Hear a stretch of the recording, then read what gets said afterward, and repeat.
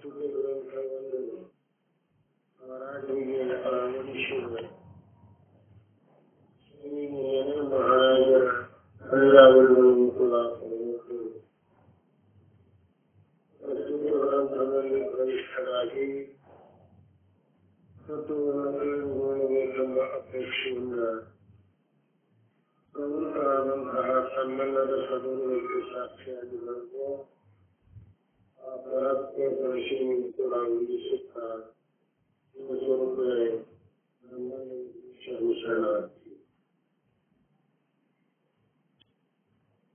ಕಳೆದ 2 ದಿನಗಳಿಂದ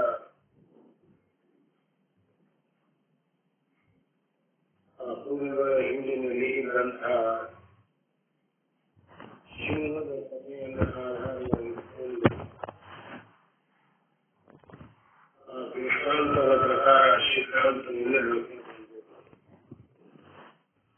ಪೂರ್ವಗಳ ಹಿಂಡು ಅಂತಕ್ಕಂಥೇನೆ ಈ ದೇಹಾದಿ ಪ್ರಪಂಚ, ದೇಹ, ಇಂದ್ರಿಯ ಮುಂತಾಗುವುದು ಆ ಕುರುಗಳನ್ನು ಕಾಯುವಂತಹ ಕುರುಗ ಅಂದರೇನೆ ವೇದವಾಗಿ ಗುರು. ಆ ಕುರುಗಳ ಹಿಂದಿನಲ್ಲಿ ಇದ್ದಂತಹ ಸಿಂಹ ಅಂದರೇನೆ ಜೀವಾತ್ಮ. ಆ ಅಡವಿಯಲ್ಲಿ ಇದ್ದಂತಹ ಸಿಂಹ ಅಂದರೇನೆ ಸದ್ಗುರು ಅಂತ ಆ ಸಿದ್ಧಾಂತದಲ್ಲಿ ಹೇಳ್ಕೊಂಡು ಬಂದೆವು. ಇನ್ನು ಯಾವ ರೀತಿಯಾಗಿ ಮುಂದುವರೆದು ಈ ಜೀವನಿಗೆ ಯಾವ ರೀತಿಯಾಗಿ ಆ ಗುರುಗಳ ಹಿಂದಿನಲ್ಲಿ ಇದ್ದಂತಹ ಶಿವಕ್ಕೆ ಸಂಘದೋಷದಿಂದ ಸಂಘ ಮಾಡುವುದರಿಂದ ಮತ್ತು ಕೇಳುವುದರಿಂದ, ಗುರುಗಳ ಸಂಘ ಮಾಡುವುದರಿಂದ ನಾನು ಕುರಿ ಅಂತ ಭಾವನೆ ಬಂತು ಮತ್ತು ಆ ಭೇದವಾದಿಯಾದಂತಹ ಕುರುಗ ಅದಕ್ಕೆ ಎಂದು ಶಿವ ಅಂತ ಕರೆಯಲೇ ಇಲ್ಲ. ಅದಕ್ಕೆ ಏನಪ್ಪ ಅಂತಂದ್ರೆ ದೊಡ್ಡ ಕುರಿ ಅಂತ ಹೀಗೆ ಕರೆದ. ಕೇಳಿ ಮತ್ತು ಸಹವಾಸ ಮಾಡಿ ಯಾವ ರೀತಿಯಾಗಿ ಅದಕ್ಕೆ ಭ್ರಾಂತಿ ಉಂಟಾಗ್ಯದ ಹಾಗೆ ಜೀವನಿಗೂ ಕೂಡ ಅಭ್ಯಾಸ ಆಗ್ಯದ. ಅಭ್ಯಾಸಕ್ಕೆ ಕಾರಣ ಏನು ಅಂತ ಕೇಳಿದಾದ್ರೆ ಈ ಆತ್ಮನ ಸಂಘ ಮಾಡಿದಂತಹ ಆತ್ಮನ ಅಸ್ತಿತ್ವವನ್ನು ತೆಗೆದುಕೊಂಡು ವರ್ತಿಸತಕ್ಕಂತಹ ಏನು ದೇಹಾದಿ ಪ್ರಪಂಚ ಅದ, ಈ ದೇಹಾದಿ ಪ್ರಪಂಚವೇ ನಾನು ಅಂತ ಏನು ಕೂತಾನ, ಇದು ಆತ್ಮನ ತಪ್ಪು ಕಲ್ಪನೆ. ಆತ್ಮ ತಾನಿದ್ದು ಆತ್ಮದ ಸಂಘ ಮಾಡಿದಂತಹ ಈ ದೇಹಾದಿ ಪ್ರಪಂಚವೇ ನಾನು ಅಂತ ಅಂತಾನಲ್ಲ, ಇದು ಅವನ ತಪ್ಪು ಕಲ್ಪನೆ. ಈ ತಪ್ಪು ಕಲ್ಪನೆಯೇ ಶಾಸ್ತ್ರದಲ್ಲಿ ಅಭ್ಯಾಸ ಅಂತ ಹೇಳ್ತದೆ. ಈ ಅಭ್ಯಾಸ ಅಂತ ಎದಕ್ಕೆ ಅಂತಾರ ಅನ್ನುವಂಥದ್ದನ್ನು ನಾವು ಯಥಾರ್ಥವಾಗಿ ಅನುಭವಿಸುತ್ತೇವೆ. ಅದಕ್ಕೆ ಈ ಅಭ್ಯಾಸ ಅಂತ ಎದಕ್ಕೆ ಅಂತಾರ, ಇದನ್ನು ಸ್ವಲ್ಪ 3 ಶಬ್ದಗಳಲ್ಲಿ ಅಭ್ಯಾಸ, ಅಧಿಷ್ಠಾನ ಮತ್ತು ಅಧ್ಯಸ್ಥ, ಈ 3 ಶಬ್ದ. ಅಭ್ಯಾಸ, ಅಧಿಷ್ಠಾನ, ಅಧ್ಯಸ್ಥ, ಈ 3 ಶಬ್ದಗಳ ಬಗ್ಗೆ ವಿಶೇಷವಾಗಿ ನಾವು ರಚಿಸಿಕೊಂಡು ಬಂದೆವು. ಅನಂತರವನ್ನು 3 ಪ್ರಕಾರದ ತಾಪಗಳು ಹೇಗಾಗ್ತವೋ ಆ ತಾಪಗಳ ವಿಷಯವಾಗಿ ಕೂಡ ವಿಸ್ತಾರವಾಗಿ ರಚಿಸಿಕೊಂಡು ಬಂದೆವು. ಅದಕ್ಕೆ ಈಗ ಯಾರಾದರೂ ಒಬ್ಬರು ಬಲ್ಲವರು ಅಥವಾ ಬಾರದೆ ಇರುವವರು ತಮಗೆ ತಿಳಿದಷ್ಟ ಮಟ್ಟಿಗೆ ಅಭ್ಯಾಸ ಅಂತ ಕರೆಯಬೇಕು, ಅಧ್ಯಸ್ಥತೆ ಕರೆಯಬೇಕು, ಅಧಿಷ್ಠಾನ ಅಂತ ಅದಕ್ಕೆ ಕರೆಯಬೇಕು. ಇವುಗಳ ಸ್ವಲ್ಪ ವಿವರಣೆಯನ್ನು ಹೇಳಿದ ನಂತರ ಈ ಅಭ್ಯಾಸ ಆಗಲಿಕ್ಕೆ ಕಾರಣ ಏನು, ಇದರ ಪರಿಣಾಮ ಏನಾಗ್ಯದ ಅನ್ನುವಂಥದ್ದು ಮತ್ತೊಂದು ದೃಷ್ಟಾಂತವನ್ನು ನಾವು ನೋಡ್ಕೊಂಡು ಬಂದೆವು. ಆ ದೃಷ್ಟಾಂತದ ಸಿದ್ಧಾಂತ ಏನು ಅಂತ ಅನಂತರದಲ್ಲಿ ತಿಳಿಯೋದು. ಈಗ ಸತ್ಪೂರ್ವದಲ್ಲಿ ಅಧ್ಯಾಸ ಅಂತ ಹೇಳ್ತಾರ, ಅಧ್ಯಾಸ ಅಂತ ಹೇಳ್ತಾರ, ಅಧಿಷ್ಠಾನ ಅಂತ ಹೇಳ್ತಾರೆ. ಇವತ್ತಿನ ವಿಷಯ ಗುರುಗಳು ಹೇಳಿದಾಗ ಏನಪ್ಪಾ ಅಂತಂದ್ರೆ ಈ ಒಂದು ಶಿವದ ದೃಷ್ಟಾಂತದ ಮೂಲಕ ಇಲ್ಲಿ ಕುರಿಗಳ ಹಿಂಡು ಅಂತಂದ್ರನೇ ಇಲ್ಲಿ ದೇಹಾದಿ ಇಂದ್ರಿಯಗಳನ್ನು ಕೇಳ್ಕೊತಾರೆ. ಕುರು ಅಂದ್ರೆ ಭೇದವಾದಿಗಳು. ಸೊ ಶಿವ ಅಂತಂದ್ರ ಆ ಕುರಿಯಲ್ಲಿ ಇರ್ತಕ್ಕಂಥ ಶಿವ ಯಾವ್ದಪ್ಪ ಅಂದ್ರೆ ಜೀವ, ಮತ್ತು ಕಾಡಿನಲ್ಲಿ ಇರುವಂತ ಶಿವ ಯಾವ್ದಪ್ಪ ಅಂದ್ರೆ ಸದ್ಗುರುಗಳು, ಮತ್ತು ಆ ಕುರಿಗಳ ಲಕ್ಷಣ ಅಂದ್ರೆ ಶರೀರದ ಲಕ್ಷಣ, ಆ ಶಿವದ ಲಕ್ಷಣ ಅಂದ್ರೆ ಆತ್ಮದ ಲಕ್ಷಣ, ಮತ್ತು ಆ ಹಾಡಿನಲ್ಲಿ ಇರ್ತಕ್ಕಂಥ ಶಿವ ಕುರಿಹಿಡಿನಲ್ಲಿ ಇರ್ತಕ್ಕಂಥ ಶಿವಕ್ಕ ಉಪದೇಶ ಮಾಡಿದ್ದೆ ಜ್ಞಾನ. ಇಲ್ಲಿ ಶಿವ ಅಂದ್ರೇನೆ ಒಟ್ಟಾಗಿ ಸತ್ಚಿತ್ತ ಆನಂದ ನಿತ್ಯ ಪೂರ್ಣಪ್ಪ ಆತ್ಮನೇ ಅದ ಅನ್ನುವಂಥದ್ದನ್ನು ಕಳ್ಕೊಂಡು ಇಲ್ಲಿ ಅಧ್ಯಾಸ ಅಂದ್ರೆ ಏನ್ರಿ ಅಂತೇಳಿ ಗುರುಗಳು ಹೇಳಿದಾಗ ಏನಪ್ಪಾ ಅಂತಂದ್ರ शांति ज्ञान का विषय जो मिथ्या वस्तु और साका ज्ञान तो अध्यास कहिए ಅಂತೇಳಿ ಇಲ್ಲಿ ಅಧ್ಯಾಸದ ಲಕ್ಷಣವನ್ನು ಹೇಳ್ಕೊತ ಬಂದಿರ. ಮತ್ತು ಅಧ್ಯಾಸ ಆಮೇಲೆ ಅಧಿಷ್ಠಾನದ ಲಕ್ಷಣವನ್ನು ಹೇಳಿರಪ್ಪ. ಯಾವುದು ನಿರ್ವಿಕಾರ ರೂಪದಿಂದ ಸ್ಥಿತವಿದ್ದು ಅವಿದ್ಯ ಕೃತ ಕಲ್ಪಿತ ಕಾಲಕ್ಕೆ ಆಶ್ರಯವಾಗಿರೋ ಅದಕ್ಕೆ ಅಧಿಷ್ಠಾನ ಅಂತ ಹೇಳ್ಕೊತಾರೆ.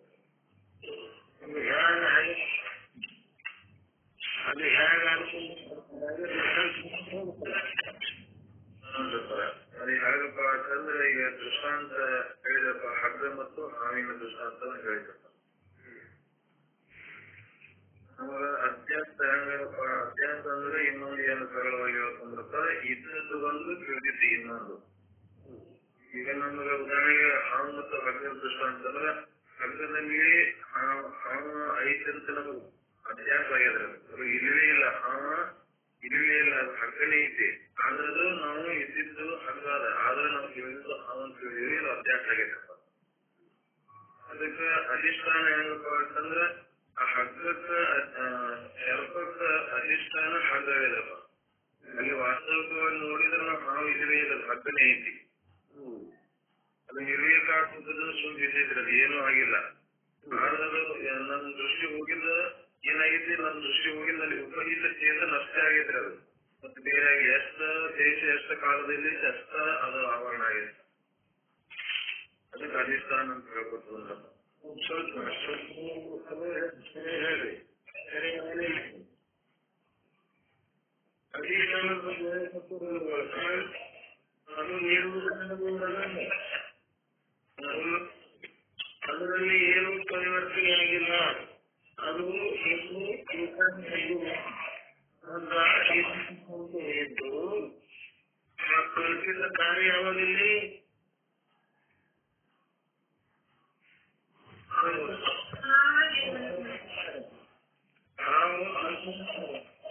ಆ ಕಾರ್ಯಕ್ಕೆ ಆಶ್ರಯ ಆಗ್ಯದ. ಆ ಕಾರ್ಯಕ್ಕೆ ಆಶ್ರಯ ಆಗ್ಯದ ಅಂದ್ರೇನು? ಆ ಹಾವು ಆ ಹಗ್ಗವನ್ನು ಬಿಟ್ಟು ಬೇರೆ ಕಡೆ ಎಲ್ಲಿ ತೋರಿಲ್ಲ, ಹಗ್ಗದಲ್ಲೇ ತೋರ್ಯದ. ಅಂದ್ರೆ ಆ ಕಲ್ಪಿತ ಕಾರ್ಯಕ್ಕೆ ಆಶ್ರಯ ಆಗಿದೆ. ಮತ್ತು ನಾನು ನಿರ್ವಿಕಾರ, ನನ್ನಲ್ಲಿ ಯಾವುದೇ ಪ್ರಕಾರದ ಪರಿವರ್ತನೆ ಆಗಿಲ್ಲ, ಇದಕ್ಕಿದ್ದಂತೆ ಆದ. ಅಂಥದಕ್ಕೆ ಏನನ್ಬೇಕು? ಅಧಿಷ್ಠಾನ. ಅಧಿಷ್ಠಾನ ಅಧ್ಯಕ್ಷ ಅದಕ್ಕಂತ ಹೇಳಿದೆ. पर भ्रांति का ज्ञान का विषय जो मिथ्या वस्तु और साकार ज्ञान जो अत्यंत कहिए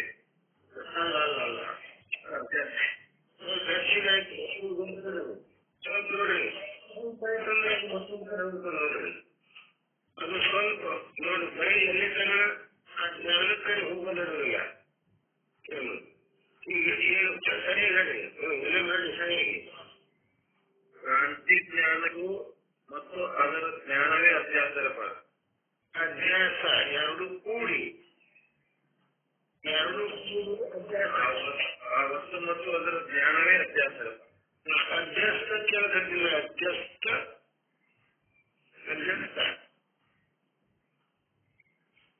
अध्यस्त दोष जन्य सती संस्कार जन्य ಅಧ್ಯಸ್ತಂ ಇತಿ ಅಧ್ಯಸ್ತ ದೋಷದಿಂದ ಅದು ಹುಟ್ಟಿರ್ಬೇಕಾದ್ರೆ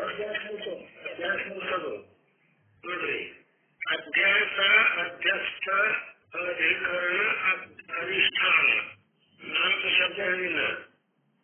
ಅಧಿಷ್ಠಾನ, ಅಧಿಕರಣ, ಅಧ್ಯಸ್ಥ, ಅಧ್ಯಾಸ.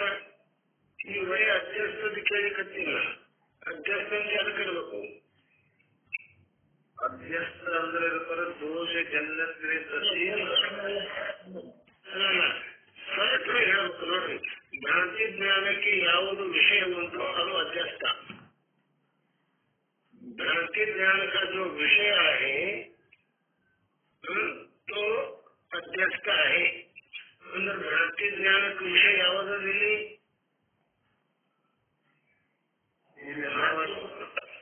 ಯಾವದಲ್ಲ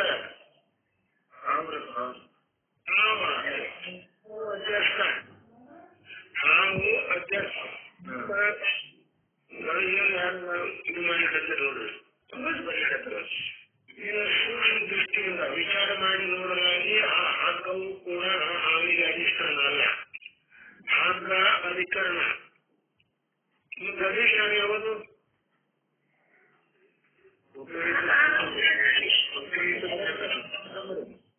ಯಾವ ಉಪಯುಕ್ತ ಚೇತನ? ಯಾವುದರ ಉಪಯುಕ್ತ ಚೇತನ? ಆತ್ಮನ ಉಪಯುಕ್ತ ಚೇತನ. ಆ ಕಡೆ ಉಪಯುಕ್ತ ಅಂದ್ರೆ ಉಪಾಧಿ ವಾಲ್ಯಕ್ಕೂ ಉಪಯುಕ್ತ ಅಂತಾರ. ಆತ್ಮನೇ ಅದನ್ನು ಉಪಯುಕ್ತಿದ್ದಾನ, ಮತ್ತು ಅವನೇ ಉಪಾಧಿ ಆಗ್ತಾನ ಆಗುದಿಲ್ಲ. ಉಪಯುಕ್ತ ಅಂದ್ರ ಉಪಾಧಿ ವಾಲ್ಯಕ್ಕೂ ಉಪಯುಕ್ತ ಕಹಿಯೇ. ಉಪಾಧಿ ಯಾರಿಗೆ ಆಗ್ಯದ ಅವನಿಗೆ ಉಪಯುಕ್ತ ಅನ್ಬೇಕು. ಇಲ್ಲಿ ಯಾವಾದರೂ ಉಪಯುಕ್ತ ಚೇತನ ಯಾರು ಹೇಳ್ತೀರಿ? ಮಕ್ಕಳು ಯಾರು ಹೇಳ್ಬೋದು?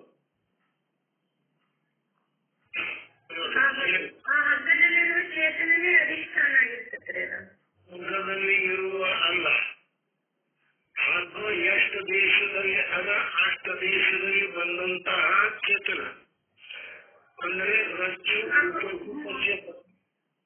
ಹಗ್ಗ ಎಷ್ಟು ದೇಶದಲ್ಲಿ ಅದ, ಅದು ಎಷ್ಟು ದೇಶವನ್ನು ಆಕ್ರಮಿಸಿಕೊಂಡು ಅದ ಅಷ್ಟು ದೇಶದಲ್ಲಿ ಬಂದಂತಹ ಏನು ಚೇತನ ಅದ ಅದಕ್ಕೆ ರಜ್ಜು ಉಪಯುಕ್ತ ಚೇತನ ಅನ್ನಬೇಕು. ಆ ರಜ್ಜು ಉಪಯುಕ್ತ ಚೇತನ ಏನದ? ಅದು ನಿರ್ವಿಕಾರ ಅದ. ಅದು ನಿರ್ವಿಕಾರ ಅದ, ಅದರಲ್ಲಿ ವಿಕಾರ ಹೊಂದುವುದಿಲ್ಲ, ಅದು ಎಂದೆಂದು ಪರಿವರ್ತನೆ ಆಗುವುದಿಲ್ಲ. ಅದಕ್ಕೆ ಅದು ಏನು ಕಲ್ಪಿತ ಕಾರ್ಯಕ್ರಮ? ಆ ಹಾವಿಗೆ ಅದುವೇ ಅಧಿಷ್ಠಾನ ಅದ. ಮತ್ತು ರಜ್ಜು ಏನದ ಅಂತ ಹೇಳಿದವನು ಪದಾರ್ಥ ರೂಪ ಆಶ್ರಯಕ್ಕೂ ಅಂದ್ರೆ ಆಶ್ರಯ ಆಗ್ಯದ. ಅಂದ್ರೆ ಹಗ್ಗ ಬಿಟ್ಟು ತೋರಿಲ್ಲ, ಅದು ಹಗ್ಗ ಬಿಟ್ಟು ತೋರಿಲ್ಲ. ಆ ಹಗ್ಗ ಆ ಹಾವಿಗೆ ಆಶ್ರಯ ಆಗ್ಯದ. ಅದಕ್ಕ ಆಶ್ರಯ ರೂಪ ಏನು ಪದಾರ್ಥ ಅದ, ಭೌತಿಕ ಪದಾರ್ಥ ಅದ. ಆ ಭೌತಿಕ ಪದಾರ್ಥಕ್ಕೆ ಏನಬೇಕು? ಅಧಿಕರಣ ಅನ್ನಬೇಕು. ಭೌತಿಕ ಅಂದ್ರೆ ಪಂಚಮಹಾಭೂತಗಳಿಂದ ನಿರ್ಮಾಣವಾದಂತಹ ಏನು ಎಷ್ಟು ವಸ್ತುಗಳಾದವ ಅವು ಎಲ್ಲದಕ್ಕೂ ಭೌತಿಕ ಅನ್ಬೇಕು. ಆ ಭೌತಿಕ ಪದಾರ್ಥ ಏನದಲ್ಲ ಅದು ಹಗ್ಗದ. ಆ ಹಗ್ಗ ಏನಾಗ್ತದ? ಅಧಿಷ್ಠಾನ ಆಗುವುದಿಲ್ಲ. ಚೇತನವೇ ಅಧಿಷ್ಠಾನ. ಯಾಕ? ಹಗ್ಗ ನಿರ್ವಿಕಾರ ಎಂದೂ ಇರುವುದಿಲ್ಲ. ಅದು ಒಂದಿನ ವಿಕಾರ ಹೊಂದುತ್ತದ, ಅದು ಪರಿವರ್ತನೆ ಆಗ್ತದ, ಒಂದು ದಿವಸ ಅದನ್ನು ನಾಶನ ಆಗ್ತದ. ಆದ್ರೆ ಚೇತನ ಹಾಗಲ್ಲ, ನಿರ್ವಿಕಾರದ. ಅರ್ಥ ಇದನ್ನು ಅನಂತರದಲ್ಲಿ ಬಂತು. ಏನ್ ಬಂತು? ಪರಿಣಾಮ ವಿಮರ್ಶೆ. 2 ಮಾತು ಹೇಳಿನಿ, ಅಷ್ಟೊಂದು ಹೇಳ್ಬೇಡಿ.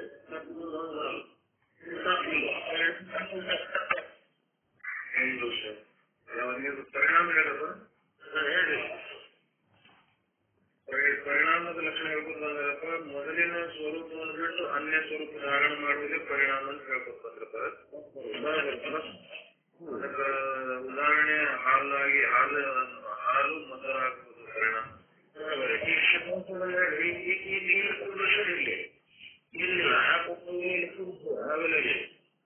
ಇಲ್ಲಿ ಪರಿಣಾಮ ಹೆಂಗಪ್ಪ ಅಂತಂದ್ರೆ ಈ ಮೊದಲ ಕ್ರಮವಾಗಿ ಪರಿವರ್ತನೆ ಆಗಿದೆ ಪರಿಣಾಮ. ಅದೇ ಹಾವಾಗಿತ್ತು ಅಂದ್ರೆ ಅದು ಮತ್ತೆ ಅದು ತೋರ್ ಬಂದಾಗಿತ್ತು. ಹಾಲ ಒಂದು ಮೊಸರಾಗ್ಯದ ಮತ್ತೆ ಹಾಲ ಹಾಕೋದನ್ನೋದು ಹಾಲಾಗಿ ತೋರ್ಕೋದನ್ನು ಇಲ್ಲ. ನಮ್ಮ ಎಷ್ಟು ಪರಿಣಾಮ ಹೋಗಿಬಿಡ್ತು, ಹಾಲನ್ನು ಹೋಗ್ಬಿಡ್ತು. ನೀರು ಹಾಕೋದು ಹೋಗ್ಯದನು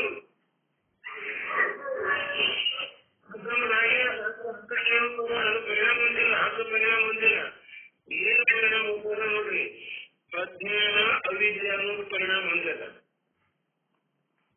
ಅವಿದ್ಯೆ ಅಂದ್ರೆ ಇಲ್ಲ ಅನ್ನೋದು, ನ ವಿದ್ಯತೆ ಇತಿ ಅವಿದ್ಯೆ.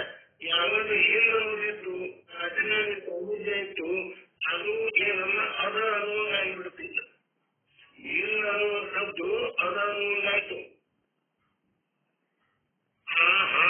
ಇಲ್ಲ ಇಲ್ಲ ಅನ್ನೋದು ಅದ ಅನ್ನೋದಾಯ್ತು. ಅದು ಎದರ ಪರಿಣಾಮ? ಅದು ಅವಿದ್ಯದ ಪರಿಣಾಮದ. ಏನು ಅವಿದ್ಯೆ? ಯಾವ ಅವಿದ್ಯೆ ಅಂತ ಸ್ವಲ್ಪ ನಾನು ಹೇಳಿಲ್ಲ, ಅದನ್ನು ತಿಳ್ಕೊಳ್ಳಿ.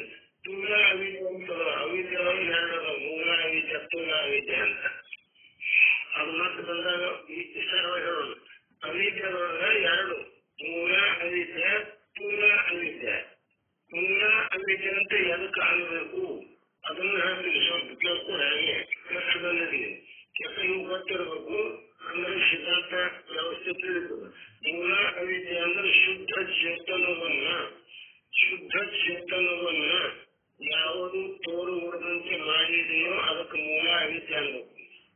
ಶುದ್ಧ ಚೇತನ ಅಂದ್ರೆ ಏನು? ಆ ಬ್ರಹ್ಮ ಮತ್ತು ಈ ಆತ್ಮ ಇವುಗಳನ್ನು ತೋರುಗೊಳ್ಳೋದ್ರಲ್ಲಿ ಯಾವುದು ಮಾಡ್ಯಾನಲ್ಲ ಅದಕ್ಕ ಮೂಲ ಅವಿದ್ಯೆ ಅನ್ಬೇಕು. ಇದನ್ನ ಆ ಘಟಪಟಾದಿಗಳ ಭೌತಿಕ ಪದಾರ್ಥ ಭೂತ ಪಂಚ ಮಹಾಭೂತಗಳಲ್ಲಿ ಆದಂತಹ ಭೌತಿಕ ಪದಾರ್ಥಗಳನ್ನು ತೋರುಗೊಡುವಂತೆ ಮಾಡೋದು ಸ್ಥೂಲ ಅವಿದ್ಯೆ ಅನ್ಬೇಕು. ಈ ಹಗ್ಗವನ್ನು ತೋರುಗೊಡುವಂತೆ ಮಾಡ್ಯಾರ ಸಂಜೆಲ್ಲ ನಮಗ ನಾವೇ ತೋರ್ಯದ. ಯಾಕೆ ತೋರ್ಯದ? ಆ ಹಗ್ಗವನ್ನು ತೋರುಗೊಡುವಂತೆ ಮಾಡೋದೊಂದು ಅವಿದ್ಯೆ ಅದ, ಅಜ್ಞಾನ ಅದ. ಅದು ಹಗ್ಗಕ್ಕೆ ಮುಚ್ಚಿತು. ಮತ್ತೆ ಮುಚ್ಚೋದಂದ್ರೆ ಮತ್ತೇನ್ ಮಾಡಿಬಿಡ್ತು ಆವಿಗೆ ಮಾಡಿ ತೋರಿಸ್ತು. ಅದಕ್ಕೆ ಏನು ನಾವು ಹೇಳ್ಕೊಂಡು ಬಂದೀನಿ ಒಮ್ಮೆ, ಅಜ್ಞಾನ ಅಂತ ಎದಕ್ಕಂತ ಹೇಳಿ ಅಜ್ಞಾನದ ಸ್ವಲ್ಪ ಹೇಳ್ಕೊಂಡು ಬಂದೀನಿ. ಅದುವೇ ಅಜ್ಞಾನ ಅಂದ್ರು ಒಂದೇ, ಅವಿದ್ಯೆ ಅಂದ್ರು ಒಂದೇ, ಮಾಯಾ ಅಂದ್ರು ಒಂದೇ ಅಂತ ಹೇಳ್ಕೊಂಡು ಬಂದೀನಿ. ಅದಕ್ಕೆ ಆ ಅಜ್ಞಾನದ್ದೇ ಇದಕ್ಕೆ ಕಾರ್ಯ ನೋಡ್ರಿ. ಅದಕ್ಕೆ ಅಜ್ಞಾನದ ಲಕ್ಷಣ ಮಾಡುವಾಗ ಏನ್ ಹೇಳಿದ್ದೆವು? ಲಕ್ಷಣದಲ್ಲಿ ಇರಬಹುದು ನಿಮಗ.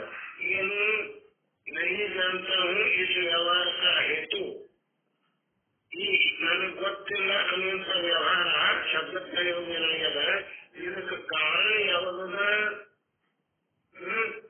ಆವರಣವರು ವಿಕ್ಷೇಪ ಶಕ್ತಿವಾದ. ಅವರು ವಿಕ್ಷೇಪ ಶಕ್ತಿವಾದ ಅನಾದಿ ಭಾಗವತ ನೋಡ್ರಿ. ಇದು ಒಂದು ಶಕ್ತಿ ಅದ. ಆ ಶಕ್ತಿ ಯಾವ್ದದ? ಆವರಣ ಮಾಡೋ ಶಕ್ತಿ ಅದ, ವಿಕ್ಷೇಪ ಮಾಡೋ ಶಕ್ತಿ ಅದ. ಇಲ್ಲಿ ಆವರಣ ಮಾಡ್ಯದಲ್ಲ, ಹಗ್ಗಕ್ಕೆ ಆವರಣ ಮಾಡ್ಯದ, ಹಗ್ಗಕ್ಕೆ ತೋರು ಗುಣದಲ್ಲಿ ಮಾಡ್ಯದ, ಅದು ಆವರಣ ಶಕ್ತಿ. ವಿಕ್ಷೇಪ ಅಂದ್ರೆ ಹಾಳು ಮಾಡಿ ತೋರಿಸದ, ಅದು ವಿಕ್ಷೇಪ ಶಕ್ತಿ. ಇದು ಅನಾದಿ ಅಂತದ. ಅನಾದಿ ಅಂದ್ರೆ ಅದಕ್ಕೆ ಹುಟ್ಟಿಂದದ ಹಾಳು ಹುಟ್ಟಿತ್ತಂದ್ರೆ ಅದಕ್ಕೆ ಜನ್ಮ ಹೇಳ್ಬೇಕಾಗ್ತದೆ, ಅದಕ್ಕೊಂದು ಕಾರಣ ಹೇಳಬೇಕಾಗ್ತದೆ, ಅದರ ತಾಯಿ ತಂದೆ ಹೇಳ್ಬೇಕಾಗ್ತದೆ, ಅವು ಅಪ್ಪ ಹೇಳ್ಬೇಕಾಗ್ತದೆ. ಅದು ಹುಟ್ಟಿಲ್ಲ, ಅನಾದಿ ಅದ. ಅನಾದಿ ಮತ್ತೆ ಹೇಳೋದು ಭಾವರ್ತದ, ತೋರ್ಲಿಕ್ಕದ. ಇದು ಏನಲ್ಲ, ಇದನ್ನ ಹೇಳ್ಕೊಂಡು ಬಂದಿಲ್ಲ ನಾನು. ಇವು ಲಕ್ಷ್ಯದಲ್ಲಿ ಇರಬೇಕು.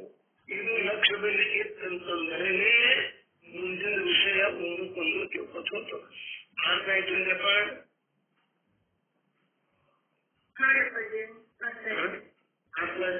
ಅಂದ್ರೆ ಏನಾಯ್ತದು? ಆ ಹಗ್ಗ ಏನಾಯ್ತು? ಪರಿವರ್ತನೆ ಆಗಿಲ್ಲ. ಮತ್ತು ಪರಿವರ್ತನೆ ಆದದ್ದು ಯಾವುದು? ಅವಿದ್ಯೆ. ಆ ಅವಿದ್ಯದಲ್ಲಿ ಅವಿದ್ಯೆ ಅಂದ್ರೆ ಯಾವುದು? ಸ್ಥೂಲ ಅವಿದ್ಯೆ. ಅದು ಪರಿಣಾಮ ಅನ್ನೋದು ನೋಡ್ರಿ. ಅವಿದ್ಯೆ ಅಂದ್ರೆ ಇನ್ನದ್ದು ಅದ ಅನ್ನುವಂತ ತೋರುದಕ್ಕೆ ಇದಕ್ಕೆ ಪರಿಣಾಮ ಅನ್ನಬೇಕು. ನೀನು ವಿವರಿಸಿ ಅದಕ್ಕೆ ನಮಗೆ ಹೇಳಿ. ಇವಾಗ ಕೇಳ್ಕೊಂಬಂದವಲ್ಲ ಅಪ್ಪ, ಮಾರಕ್ಕೆ ಹೋಗೋರು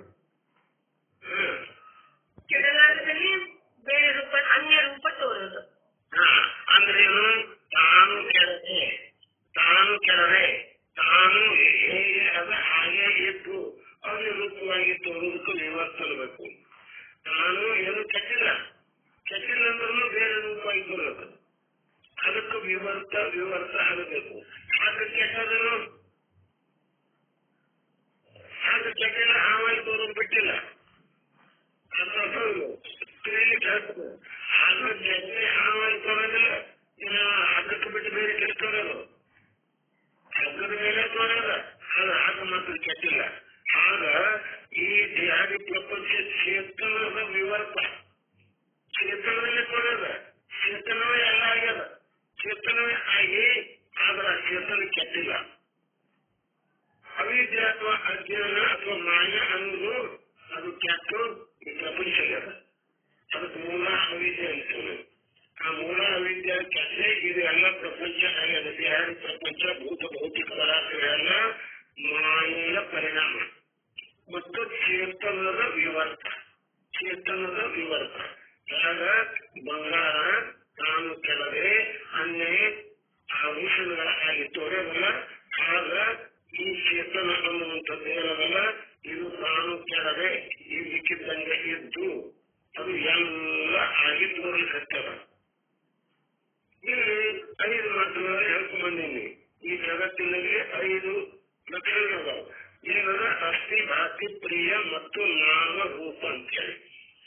ಅಸ್ಥಿ ಭಾತಿ ಪ್ರಿಯ ನಾಮ ರೂಪ. ಈ ಅಸ್ಥಿ ಭಾತಿ ಪ್ರಿಯ ಅನ್ನೋದು ಇದು ಚೇತನದ, ನಾಮ ರೂಪ ಅನ್ನುವಂಥದ್ದು ಮಾಯದು ಅದ. ಅಂದ್ರೆ ಇದು ಚೇತನದ ವಿವರ್ತ ಮತ್ತು ಮಾಯೆಯ ಪರಿಣಾಮ ಜಗತ್ತ. ಆ ಹಗ್ಗದಲ್ಲಿ ಏನಲ್ಲ ಅವಿದ್ಯೆಯ ಪರಿಣಾಮ ಮತ್ತು ಹಗ್ಗದ ವಿವರ್ತನೆ ಅಥವಾ ಚೇತನ. ಆ ಹಗ್ಗ ಉಪಯುಕ್ತ ಚೇತನ ಇರಲ್ಲ, ಅದನ್ನು ವಿವರ್ತನೆ. ಈಗ ನಾವು ಬಂದವು ಈಗ 3 ತಾಪುಗಳ ಹೇಳ್ಬೇಡಿ, ಮತ್ತು ಮುಂದಿನ ವಿಷಯಕ್ಕೆ ಹೋಗೋಣ. ಸಿದ್ಧಾಂತ ಕಡೆ ತಾಪುಗಳ 3 ಆತ್ಮ ಕಹಿಯೇ. ಆತ್ಮನ ಆಶ್ರಯ ಮಾಡ್ಕೊಳ್ಳೋದು ಯಾವಾಗ? ಇಂದ್ರಿಯಾದಿಗಳು. ಈ ದೇಹಾದಿ ಪ್ರಪಂಚಕ್ಕೆ ನಮ್ಮ ಶರೀರಕ್ಕಿಂತಲೂ ಅದು ಬೇರೆಯಾಗಿದ್ದು ನಮ್ಮ ನೇತ್ರಕ್ಕೆ ವಿಷಯ ಇರಬಾರದು. ವಿಷಯ ಇರಬಾರ್ದಪ್ಪ, ವಿಷಯ ಇರಬಾರ್ದು ಅಂದ್ರೆ ಅದು ಕಣ್ಣಿಗೆ ತೋರಬಾರ್ದು. ಅದರಿಂದ ನಮಗೆ ತಾಪ ಆಗಿರ್ಬೇಕು. ಸ್ವಸಂಗಾಕಂದ್ರೇನು, ನಮ್ಮ ಶರೀರಕ್ಕೆ ಬಿಟ್ಟು ಅದು ಭಿನ್ನವಾಗಿದ್ದು ಅದು ನೇತ್ರಕ್ಕೆ ಅವಿಷಯವಾಗಿದ್ದು ಅದರಿಂದ ಏನು ನಮಗೆ ತಾಪ ಆಗ್ತದ. ಅದಕ್ಕೇನಿರ್ಬೇಕು? ಆದಿದೈವತಾಂತರ ದೈವ ಭೂತ ಮತ್ತು ಪಂಚಮಹಾಭೂತಗಳಿಂದಾಗುವಂತಹ ತಾಪಗಳು ಅವೆಲ್ಲ ನೋಡ್ರಿ. ಅವೆಲ್ಲ ನಮ್ಮ ಶರೀರಕ್ಕೆ ಭಿನ್ನವಾಗಿದ್ದು ಅಂತಂದ್ರೆ ಬಿಸಿಲಾಗಿ ಬಿಸಿಲಾದ ಗಾಯದ ಕಣ್ಣಿಗೆ ವಿಷಯ ಇಲ್ಲ. ಅಲ್ಲ ಉಷ್ಣತೆ ಅನ್ನೋದು ಏನಾದ್ರೆ ಕಣ್ಣಿಗೆ ವಿಷಯ ಆದರೂ ಇಲ್ಲಪ್ಪ, ಅದಿಲ್ಲ. ಅದರಿಂದ ನಮ್ಗೆ ತಾಪ ಆಗ್ಯದ. ಆ ಭೂತ ಸಂಬಂಧದ ನಮ್ಮ ಕಣ್ಣಿಗೆ ವಿಷಯ ಇಲ್ಲ ಅಂದ್ರೂ ನಮ್ಗೆ ತಾಪ ಕೊಟ್ಟದ. ಈಗ ಇವುಗಳನ್ನು ಆದಿ ದೈವಿಕ ತಾಪಗಳು. ಇನ್ನು ಆದಿ ಭೌತಿಕ ತಾಪಗಳು ಅವು ಯಾವ? ಆದಿ ಭೌತಿಕ ತಾಪಗಳಂತಂದ್ರೆ ಅದು 84 ಲಕ್ಷ ಯೋನಿಗಳಿಂದ ಅಂದ್ರೆ ಅಂಡಜ ಪಿಂಡಜ ಸ್ವೇದಜ ಶಿವಾಯಮ್ಮ ಅದನ್ನು ವ್ಯಾಖ್ಯೆ ಹೇಳಿ ಇದೇನು ಹೇಳ್ಬೇಕು. ಸ್ವಸಂಗಾತಿಸೆ ಅಂದು ಮುಂದೆ ಜೋಡಿಸರಿ ಎಲ್ಲ ಅದು ವ್ಯಾಖ್ಯಾನ ಬರ್ಕೊಂಡಿದ್ರಪ್ಪ, ನಾವು ಸ್ಪೀಡಾಗಿದ್ರೆ ಬರ್ಕೊಂಡು ಅದೇ ಈಗೇನು ಬರ್ಕೊಂಡ್ರೆ ಮೊದಲೇದು ಒಂದೇ ಶಬ್ದ ಬದಲಿಸಿರುವುದು. ಸ್ವಸಂಗಾತಿಸೆ ಹೆಣ್ಣು ಹೋವೆ ಅದು ವಿಷಯ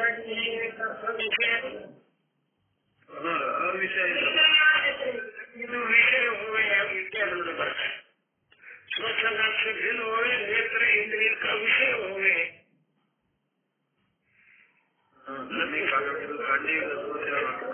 ನೇತ್ರಕ್ಕೆ ವಿಷಯ ಇರಬೇಕು, ಅದರಿಂದ ನಮಗೆ ತಾಪ ಆಗಿರ್ಬೇಕು. ಅದಕ್ಕೇನಂತಾರ ಆದಿ ಭೌತಿಕ ತಾಪಕರ.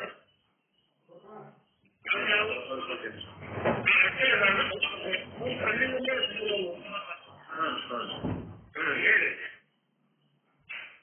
ಸ್ವಸಂಗಾತ್ಯ ಭಿನ್ನ ಚಕ್ಷು ಆದಿ ಇಂದ್ರಿಯಕ ವಿಷಯ ಹೋವೆ.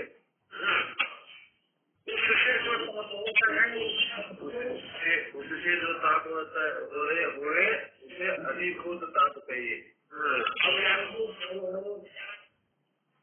अंडज पिंडज उद्वज स्वेदज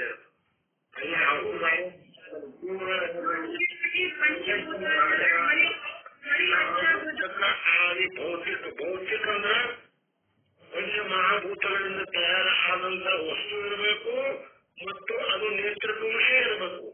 ಅಂತದ್ರಿಂದ ನಮಗೆ ತಾಪ ಇರಬೇಕು. ಕರಡಿಸುವ ಇವರವರ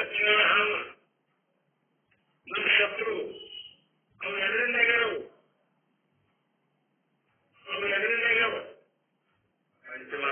ಆಗೋದಕ್ಕೆ ಭೌತಿಕತರ ಆ ಭೂತದಿಂದ ಆದದ್ದು ಏನದಲ್ಲ ಭೌತಿಕ. ಅವು ಏನಪ್ಪಂತಂದ್ರೆ ಆದಿ ಭೌತಿಕ ಕಥರ ಅವುಗಳಿಂದ ತಯಾರಾದಂಥದ್ದು ಇದ್ದು ನಮ್ಮ ಕಣ್ಣಿಗೆ ವಿಷಯ ಇದ್ದು ಮತ್ತೆ ಏನಾಗಬೇಕು ಅವುಗಳಿಂದ ನಮ್ಗೆ ತೊಂದರೆ ಆಗಬೇಕು. ಅವ್ರ ಆದಿ ಭೌತಿಕ ಅಂತಾರ. ಅರ್ಥಾಯ್ತು? ಕಾಣತಕ್ಕಂಥ ಪಾಪಗಳಿಗೆ ಏನಂತ ಹೇಳೋನು ಆದಿ ಭೌತಿಕ. ಹೊರ ಹೋಗ್ಲಿಕ್ಕೆ ಒಂದೇ ಒಂದು ಬಾಗಿಲಿತ್ತು. ಆ ನಗರದ ಸುತ್ತು ಕೋಟೆಗಳು ಇತ್ತು. ಈ ನಗರದಲ್ಲಿ ಇದ್ದಂತಹ ಕಷ್ಟ ಏನಿತ್ತು? ಮನುಷ್ಯಿತ್ತಲ್ಲ ನಗರದಲ್ಲಿ. ಆ ಹೊಲಸ ಎಲ್ಲಿ ಬೇಕಾದಲ್ಲಿ ಚಲ್ತಿದ್ರು ಜನ. ಅವು ರಕಡೆದ್ದು ಮೋರಿತ್ತು. ಆನಂತರ ಮುಳ್ಳು ಕಲ್ಲು ಹತ್ತಿತ್ತಿ ಇವೆಲ್ಲ ಹೊಲಸ ಅದರಲ್ಲಿ ಹಾಯ್ದು ತಿರುಗಾಡಿ ರೋಡ್ನಾಗ ತಿರುಗಾಡಿ ನಿಮಗೆ ತೊಂದರೆ ಆಯ್ತು. ಅದಕ್ಕೆ ಏನ್ ವಿಚಾರ ಮಾಡ್ದ? ಇಲ್ಲಿ ಇರುವುದಕ್ಕಿಂತಲೂ ಈ ನಗರ ಬಿಟ್ಟು ಹೊರಗೆ ಹೋಗ್ಬೇಕು ಅಂತ ವಿಚಾರ ಮಾಡ್ದ. ಆ ವಿಚಾರ ಮಾಡಿ ಇನ್ನು ಹೊರಗೆ ಹೋಗ್ಬೇಕಾದ್ರೆ ಕಣ್ಣಾಗೆ ಕಾಣುವುದಿಲ್ಲ. ಯಾವ ಮಾಡ್ಬೇಕು ಅಂತ ಅಂದಾಗ ಮಾತ ಅಲ್ಲಿ ಹೊರಗಿದ್ದಪ್ಪ ನನಗೆ ಈ ನಗರದಿಂದ ಹೊರಗೆ ಹೋಗ್ಬೇಕಾಗ್ಯದ. ಅದಕ್ಕೆ ನನಗೆ ಹೊರಗೆ ಯಾವ ರೀತಿ ಒಯ್ದು ಕಳ್ಸಪ್ಪ ಅಂದಾಗ ಆತ ನೋಡಪ್ಪ ನನಗೆ ಸಮಯ ಇಲ್ಲ, ಆದ್ರೆ ನಾನು ಒಂದು ಉಪಾಯ ಹೇಳ್ತೀನಿ. ಆ ಉಪಾಯ ಮಾಡಿದ್ರೆ ನೀ ನಗರದಿಂದ ಹೊರಗೆ ಹೋಗ್ತೀನಿ ಅಂದ. ಅದಕ್ಕೆ ಏನ್ ಉಪಾಯ ಹೇಳ್ದ? ಇಲ್ಲಿ ನಾನು ಈ ಕ್ವಾಸಿವಾಡಿಯಲ್ಲ, ಈ ಕ್ವಾಸಿವಾಡಿಗೆ ನಿನ್ನ ಕೈ ಹಚ್ಚಿ ಬಿಡ್ತೀನಿ. ಈ ಕ್ವಾಸಿವಾಡಿ ಹಿಡ್ಕೊಂಡು ನೀ ಹೋದಲ್ಲ ಅದು ಬಾಗಿಲು ಬರ್ತದೆ. ಆ ಬಾಗಿಲು ಬಂದಾಗ ಆ ಬಾಗಿಲದಿಂದ ಹೊರಗೆ ದಾಟಿ ಹೋಗ್ಬಿಡು. ಅದಕ್ಕೆ ಆತ ಅದನ್ನ ನಂಬಿ ಅವನು ಹೇಳಿದಂತ ಮಾತು ನಂಬಿ ಕ್ವಾಸಿವಾಡಿ ಹಿಡ್ಕೊಂಡು ಹೊರಟ. ಹೋಗುದ ಬಾಗಿಲು ಸಮೀಪ ಬಿಟ್ಟು ಅದೇ ಸಮಯದಲ್ಲಿ ಇವನ ಶರೀರದಲ್ಲಿ ಕಚ್ಚಿತ್ತು, ಕಚ್ಚಿ ಅಥವಾ ಗಜಕರಣ ಅಥವಾ ಹುರುಕು ಹಾಕಿದ್ದು. ಅವನಿಗೆ ಅದು ಹುರುಕ ತಿಂಡಿ ಕೊಡ್ತು. ಆ ತಿಂಡಿ ಕೊಡೋದ್ರಲ್ಲಿ ಏನಾಯ್ತು? ಕೈ ಬಿಟ್ಟಾಗಿ. ಆ ಕೈ ಬಿಟ್ಟು ಗಾಡಿ ಕೈ ಬಿಟ್ಟು ತುರಿಸ್ಬೇಕಂತ ತುರಿಸ್ಬೇಕು. ಮತ್ತೇನ್ ಮಾಡ್ದ? ಹಾಗೆ ಮುಂದೆ ನಡೆದ. ತುರಿಸ್ಬೇಕು ಮುಂದೆ ಬಂದ. ಬಾಗಿಲು ಹಿಂದೆ ಹೊರತು ಮತ್ತೆ ಮುಂದೆ ಬಂದ. ಆ ತಿಂಡಿ ಕಡಿಮೆ ಆಯ್ತು. ತಿಂಡಿ ತುರಿಸೋದು ಕಡಿಮೆ ಆಗ್ಬೇಕು. ಮತ್ತೆ ಬಾಗಿಲು ಅದು ಗಾಳಿ ಹಿಡ್ದ. ಗಾಳಿ ಹತ್ತು ಕೈಗೆ. ಇದೇ ರೀತಿಯಾಗಿ ಮತ್ತ ಚಕ್ರ ಹೊಡಿಲಿಕ್ಕತ್ತ. ಆ ಧರ್ಮ ಕರ್ಮ ಯೋಗದಿಂದ ಏನಾಗ್ತಿತ್ತು? ಆ ಬಾಗಿಲು ಸಮೀಪ ಬಂದ ಕೂಡಲೇ ಅವನಿಗೆ ತಿಂಡಿ ಆಗ್ತಿತ್ತು. ಮತ್ತೆ ತುರಿಸ್ಬೇಕಿದ್ದ. ಆ ಗಾಳಿ ಬಿಟ್ಟು ಕೈ ಬಿಟ್ಟು ತುರಿಸ್ಬೇಕಿದ್ದ. ಮತ್ತೆ ಮುಂದೆ ಹೋಗ್ತಿದ್ದ. ಈಗ ಆತ ಊರು ಹೊರಗೆ ಹೋಗೋದಿಲ್ಲ. ಹಾಗೆ ತಿಳ್ಕೊತಿ ಅಂತ ಒಂದು ಕಥೆ. ಅಂದ್ರೆ ಇದು ಕಥೆ ಆಯ್ತು. ಈಗ ಇದ್ರ ಸಿದ್ಧಾಂತಕ್ಕೆ ಹೋಗೋಣ. ಈಗ ಇದ್ರ ಸಿದ್ಧಾಂತ ಹೇಳ್ತಾರ. ಅಂದ್ರೆ ಕೂಡ ಅಂದ್ರೆ ಯಾವ ಆ ಊರು ಯಾಕೆ ಬಿಡ್ಬೇಕಂತ ಮಾಡ್ದ? ಆ ಬಾಲಿವಾಡಿ ಅಂದ್ರೆ ಏನು? ಕೈಗೆ ಹಚ್ಚಿ ಕೊತ್ತಲು ಯಾವು? ಮತ್ತೆ ಅದು ಬಾಗಿಲಂದ್ರೆ ಏನು? ಮತ್ತೆ ಆ ಬಾಗಿಲದಿಂದ ಹೊರಗೆ ಹೋಗ್ಲಿಲ್ಲ, ಯಾಕೆ ಹೋಗ್ಲಿಲ್ಲ? ಹಚ್ಚಿ ಅಂದ್ರೆ ಏನು? ತುರಿಕೆ ಅಂದ್ರೆ ಏನು? ಇವು ಪ್ರತಿಯೊಂದಕ್ಕ ಏನದಾವ ಸಿದ್ಧಾಂತದಲ್ಲಿ ಅರ್ಥದ. ಆ ಅರ್ಥವನ್ನು ನಾವು ತಿಳ್ಕೋಬೇಕು. ತಿಳ್ಕೊಂಡ್ರೆ ಏನಾಗ್ತದ? ಆ ದೃಷ್ಟಾಂತದ್ದು ಸಿದ್ಧಾಂತ ಯಥಾರ್ಥ ಆಗ್ತದೆ.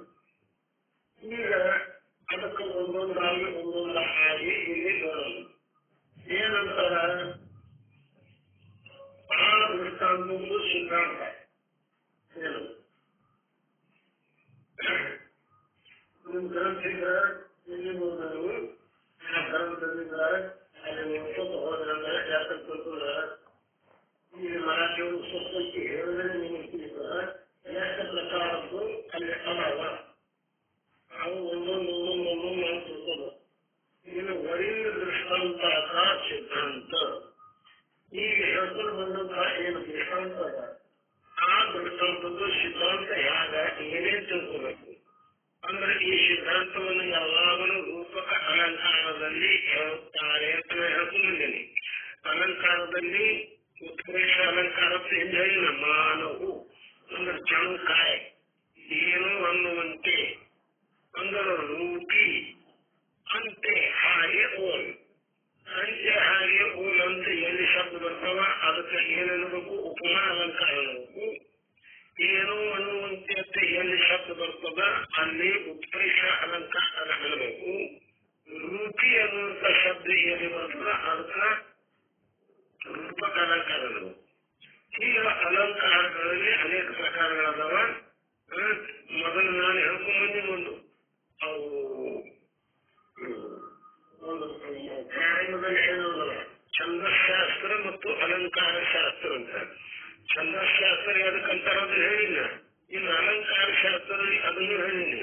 ಯಾಕ ಪ್ರಾಸ ಅದಾವ, ಅನುಪ್ರಾಸ, ಪಂಚಪ್ರಾಸ, ಆದಿಪ್ರಾಸ, ಶಕಲಪ್ರಾಸ, ಲತಾನುಪ್ರಾಸ, ವೃತ್ಯಾನುಪ್ರಾಸ, ಅವು ಅಲಂಕಾರಗಳದಾವ ಅನೇಕ ಪ್ರಕಾರದ್ದು. ಅವು ಪ್ರಸಂಗ ಬಂದಾಗ ಹೇಳೋದು. ನಾವು ಅಂತ್ಯಪ್ರಾಸದ್ದು ಅಲಂಕಾರ ಹೇಳಿದೆವು. ಯಾಕ ಆ ಸಮುದ್ರದಲ್ಲಿ ಕಟ್ಟ ಕಡೆಗೆ ಯಾವುದು ವರ್ಣ ಬರ್ತದ ಅದು ಮೊದಲನೇ ಸಾಲಿನಲ್ಲಿ ಬಂದದ್ದೇ ಕೊನೆಯ ಸಾಲಿನಲ್ಲಿ ಬಂತು ಅಂದ್ರೆ ಅದು ಅಂತ್ಯಪ್ರಾಸ. ಮೊದಲು ಬಂದು ಅಂದ್ರೆ ಅವು ಆದಿಪ್ರಾಸತಿ ಎಲ್ಲ ಹೇಳಿದ್ವಿ. ಇಲ್ಲಿ ರೂಪಕ ಅಲಂಕಾರದಲ್ಲಿ ಇದನ್ನು ಹೇಳ್ತಾರೆ.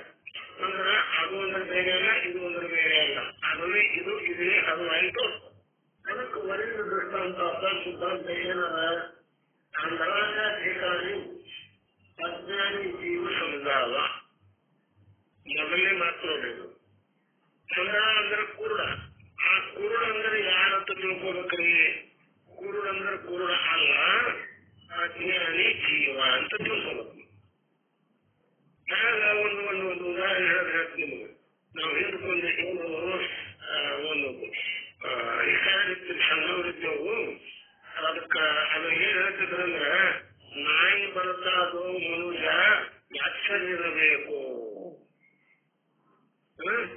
ನಾಯಿ ಬರ್ತಾರೋ ಮನುಷ್ಯ ಎಚ್ಚರಿರಬೇಕು ಅಂತ ಹೇಳಿ ನಾಯಿ ಅಂದ್ರೆ ನಾಯಿಯೂ ಅಲ್ಲ. ನಾಯಿ ಅಂತ ಹೇಳ್ತಿದ್ರು ನಾಯಿ ಅಲ್ಲಪ್ಪ. ಮತ್ತೇನು ಹೀನ ಗುಣದ ಮಾನವ ನಾಯಿ. ಅವನು ಯಾವ ಹೀನ ಗುಣದವನ ಅವನೇ ಮಾನವನಾಗಿದ್ದು ಮನುಷ್ಯನಾಗಿದ್ದು ಹೀನ ಗುಣಗಳನ್ನು ಹೊಂದಿದ್ದಂದ್ರೆ ಅವನೇ ನಾಯಿ. ಅಂದ್ರೇನು? ಇದು ರೂಪಕ ಅಲಂಕಾರ.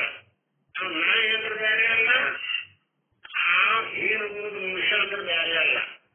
ಎರಡು ಒಂದಿಯಾಗಿ ಹೇಳಕತ್ತಾರ. ಅದಕ್ಕೆ ಬೇರೆ ಬೇರೆ ಉದಾಹರಣೆ ಕೊಟ್ಟರು. ಒಟ್ಟು ಸಾಲ ಕೊಡದವ ನಾಯಿ, ಬಿಟ್ಟ ಹೆಂಡತಿ ಆಡವ ನಾಯಿ, ಒಟ್ಟಿದ ಮನೆ ಸುತ್ತವ ನಾಯಿ. ಅವು ನಾಯಿಗಳು ಎಡ್ಡೆಡ್ಡವ ಅವಕ್ಕೊಂದೊಂದು ಉದಾಹರಣೆಗಳನ್ನು ಹೇಳ್ಕೊಟ್ಟು ಬರ್ತಿರ್ತಾರೆ. ಆಗ ಇಲ್ಲಿ ಕುರುಡ ಅಂದ್ರೇನೆ, ಕುರುಡ ಅಂದ್ರೆ ಯಾರಿಗಿಡಬೇಕು ಅಂದ್ರೆ ಅವನ ಜಾಗದಲ್ಲಿ ಏನು ಅಜ್ಞಾನಿ ಜೀವ. ಯಾಕ ಕುರುಡನಿಗೆ ಆ ಬಾಗಿಲು ಯಾಕಡೆ ಅದನ್ನು ಗೊತ್ತಿಲ್ಲ. ಆ ಬಾಗಿಲು ಹೋಗುದು ಎಲ್ಲಿ ಕಡೆ ಹೋಗುದ್ರ, ಯಾರು ಹೋದ್ರ, ಎಲ್ಲಿ ಹೋದ್ರ, ಊರೊಳಗೆ ಹೋಗುತ್ತಿಲ್ಲ ಅನ್ನುವಂಥದ್ದು ಅಜ್ಞಾನ ಅದ ಅವನಿಗೆ. ಆದ್ದರಿಂದ ಕುರುಡ ಅಂದರೆ ಅಜ್ಞಾನಿ ಜೀವ. ಅಜ್ಞಾನಿ ಜೀವ ಅಂದ್ರೆ ಅವನಿಗೆ ಬಾಗಿಲು ಗೊತ್ತಿಲ್ಲ, ಊರು ಹೊರಗೆ ಹೋಗ್ಲಿಕ್ಕೆ ಬಾಗಿಲು ಗೊತ್ತಿಲ್ಲ. ಈ ಅಜ್ಞಾನಿ ಜೀವನಿಗೆ ನಾನು ಯಾರು ಅನ್ನೋದು ಇವನಿಗೆ ಗೊತ್ತಿಲ್ಲ. ನಾನು ಯಾರು, ಈ ವ್ಯಾಧಿ ಪ್ರಪಂಚ ಏನು, ಈ ಜಗತ್ತೇ ಏನು, ಈಶ್ವರಂತೆ ಯಾರಿಗನಬೇಕು, ಬ್ರಹ್ಮಂತ ಯಾರಿಗ ಅನ್ಬೇಕು, ಇವು ಏನು ಇವನಿಗೆ ಗೊತ್ತಿಲ್ಲ. ಅಂಥವ್ರು ಏನನ್ಬೇಕು? ಅಜ್ಞಾನಿ ಜೀವ ಅನ್ಬೇಕು. ಅವನು ಅಂದ್ರೂ ಬೇರೆ ಅಲ್ಲ, ಇವರು ಅಂದ್ರೂ ಬೇರೆ ಅಲ್ಲ. ಅವನಿಗೆ ಅದರ ರೂಪವ. ಎರಡನೇ ನೋಡಿ, ಶಹರ ಭೂತಾಲದ उद्देश 44 ಲಕ್ಷ ಯೋಗಿ ಸಮಜಾವ. ಈ ಶಹರ ಏನಾದ ಪಟ್ಟಣದ, ಆ ಪಟ್ಟಣದ 4 ಬದಿಗೆ ಏನೇನು ಕೋಟೆಗೋಡೆಯನ್ನು ಕಟ್ಟಾರಲ್ಲ, ಆ ಕೋಟೆಗೋಡೆಗೆ 4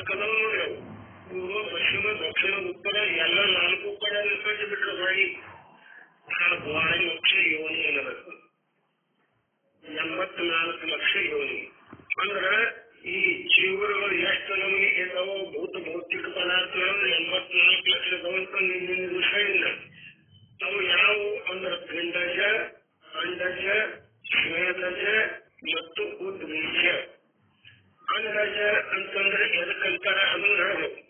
ಅಂದ್ರೆ ಕೈಯ ಕಾಲ ಮೂಗ ಇವೆಲ್ಲ ಆಗೇನೆ ತಯಾರಾಗಿ ಹುಟ್ಟಿ ಬಂದ ಅಂದ್ರೆ ಅದಕ್ಕೆ ಪಿಂಡದಿ ಅನ್ಬೇಕು. ಮೊದಲ ತತ್ತಿ ರೂಪದಲ್ಲಿ ಹುಟ್ಟಿ ಆ ನಂತರ ಪಕ್ಷಿ ಆಗುವುದು. ಅದಕ್ಕೆ ಅಥವಾ ಮತ್ತದೇನು ಕೈಯ ಕಾಲ ಮೂಗ ಆಗುದು. ಈಗ ತತ್ತಿಗಳನ್ನು ಹುಟ್ಟುದು ಎರಡೇ ಅದಾವ. ಪಕ್ಷಿಗಳನ್ನು ಹುಟ್ಟುತ್ತಾವ, ಪಶುಗಳನ್ನು ಕ್ರಿಮಿಕೀಟಗಳನ್ನು ಹುಟ್ಟುತ್ತಾವ. ಯಾರು ಹಾವಲ್ಲ, ಅದಕ್ಕೇನು ಪಕ್ಕ ಇಲ್ಲ. ಆ ಹಲ್ಲಿ ಅದ ಹಲ್ಲಿಯನ್ನು ಹುಟ್ಟವು.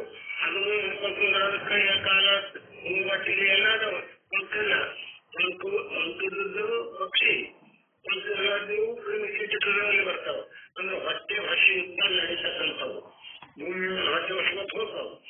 ಇವು ಏನೋ ಪ್ರತಿ ರೂಪದಲ್ಲಿ ಹುಟ್ಟಿ ಅನಂತರದಲ್ಲಿ ದೇಹವನ್ನು ದಾನ ಮಾಡ್ತಾವಲ್ಲ, ಇದಕ್ಕ ಅಂಡಜ ಅನ್ಬೇಕು. ಶ್ವೇದಜ ಅಂದ್ರೆ ಬೆವರಿನಿಂದ ಹುಟ್ಟತಕ್ಕಂಥದ್ದು ಹೇಳ್ಕೊಂಡ್ ಬಂದೀನಿ. ಮತ್ತೆ ನಿಮ್ಗೆ ನಾಳೆ ಸಿದ್ಧಾಂತ ಹೇಳಿ ಬರ್ಬೇಕಂತ ಮತ್ತೊಂದು ಮಾಡ್ಲಿಕ್ಕೆ ಪುನರುಚ್ಚಾರ. ಅಂದ್ರೆ ಶ್ವೇದ ಅಂದ್ರೆ ಆ ಬೆವರ, ಮನುಷ್ಯನ ಬೆವರಿನಿಂದ ಏನ ಕೂಲಿ ಅಂತ ಬರ್ತಾವ, ಏನ ಕೂಲಿ ಆಗ್ತದ, ಅವು ಹುಟ್ಟತಾವ. ಕರ್ಜಿ ಹುಡ್ತದ, ಅದು ಕರ್ಜಿ ಒಳಗೂ ಕ್ರಿಮಿ ಇರ್ತಾವ, ಕಣ್ಣಿ ಕಾಣುವುದಿಲ್ಲ. ಆ ಕ್ರಿಮಿಗಳೇ ಅವು ನಮಗೆ ಪಾಸ್ ಕೊಡ್ತಿರ್ತಾವ. ಆ ನಂತರ ಪಶುಗಳಲ್ಲಿ ಏನವಲ್ಲ, ಪಶು ಪಕ್ಷಿಗಳಲ್ಲಿ ಕೂಡ ಹುಟ್ಟತಾವ. ಅವುಕೂಲ ಬೆವರಿನಿಂದ, ಪಶುವಿನ ಬೆವರಿನಿಂದ ಏನು ಹುಡುಕು, ಉಣ್ಣಿ ಚಿಕ್ಕಾಡು ಮನುಷ್ಯ ಅಂತಿರ್ತಾವ, ಅವು ಹುಡ್ತಾವ. ಅವು ಪಕ್ಷಿಗಳಿರ್ತಾವ, ಅವಕ್ಕೂ ಅವು ನಡ್ಬರ್ಕೊಂಡು ಫ್ಲೂ ಬಂದಿರ್ತದೆ, ಬರ್ಡ್ ಫ್ಲೂ ಅಂತ ಹೇಳಿ ರೋಗ.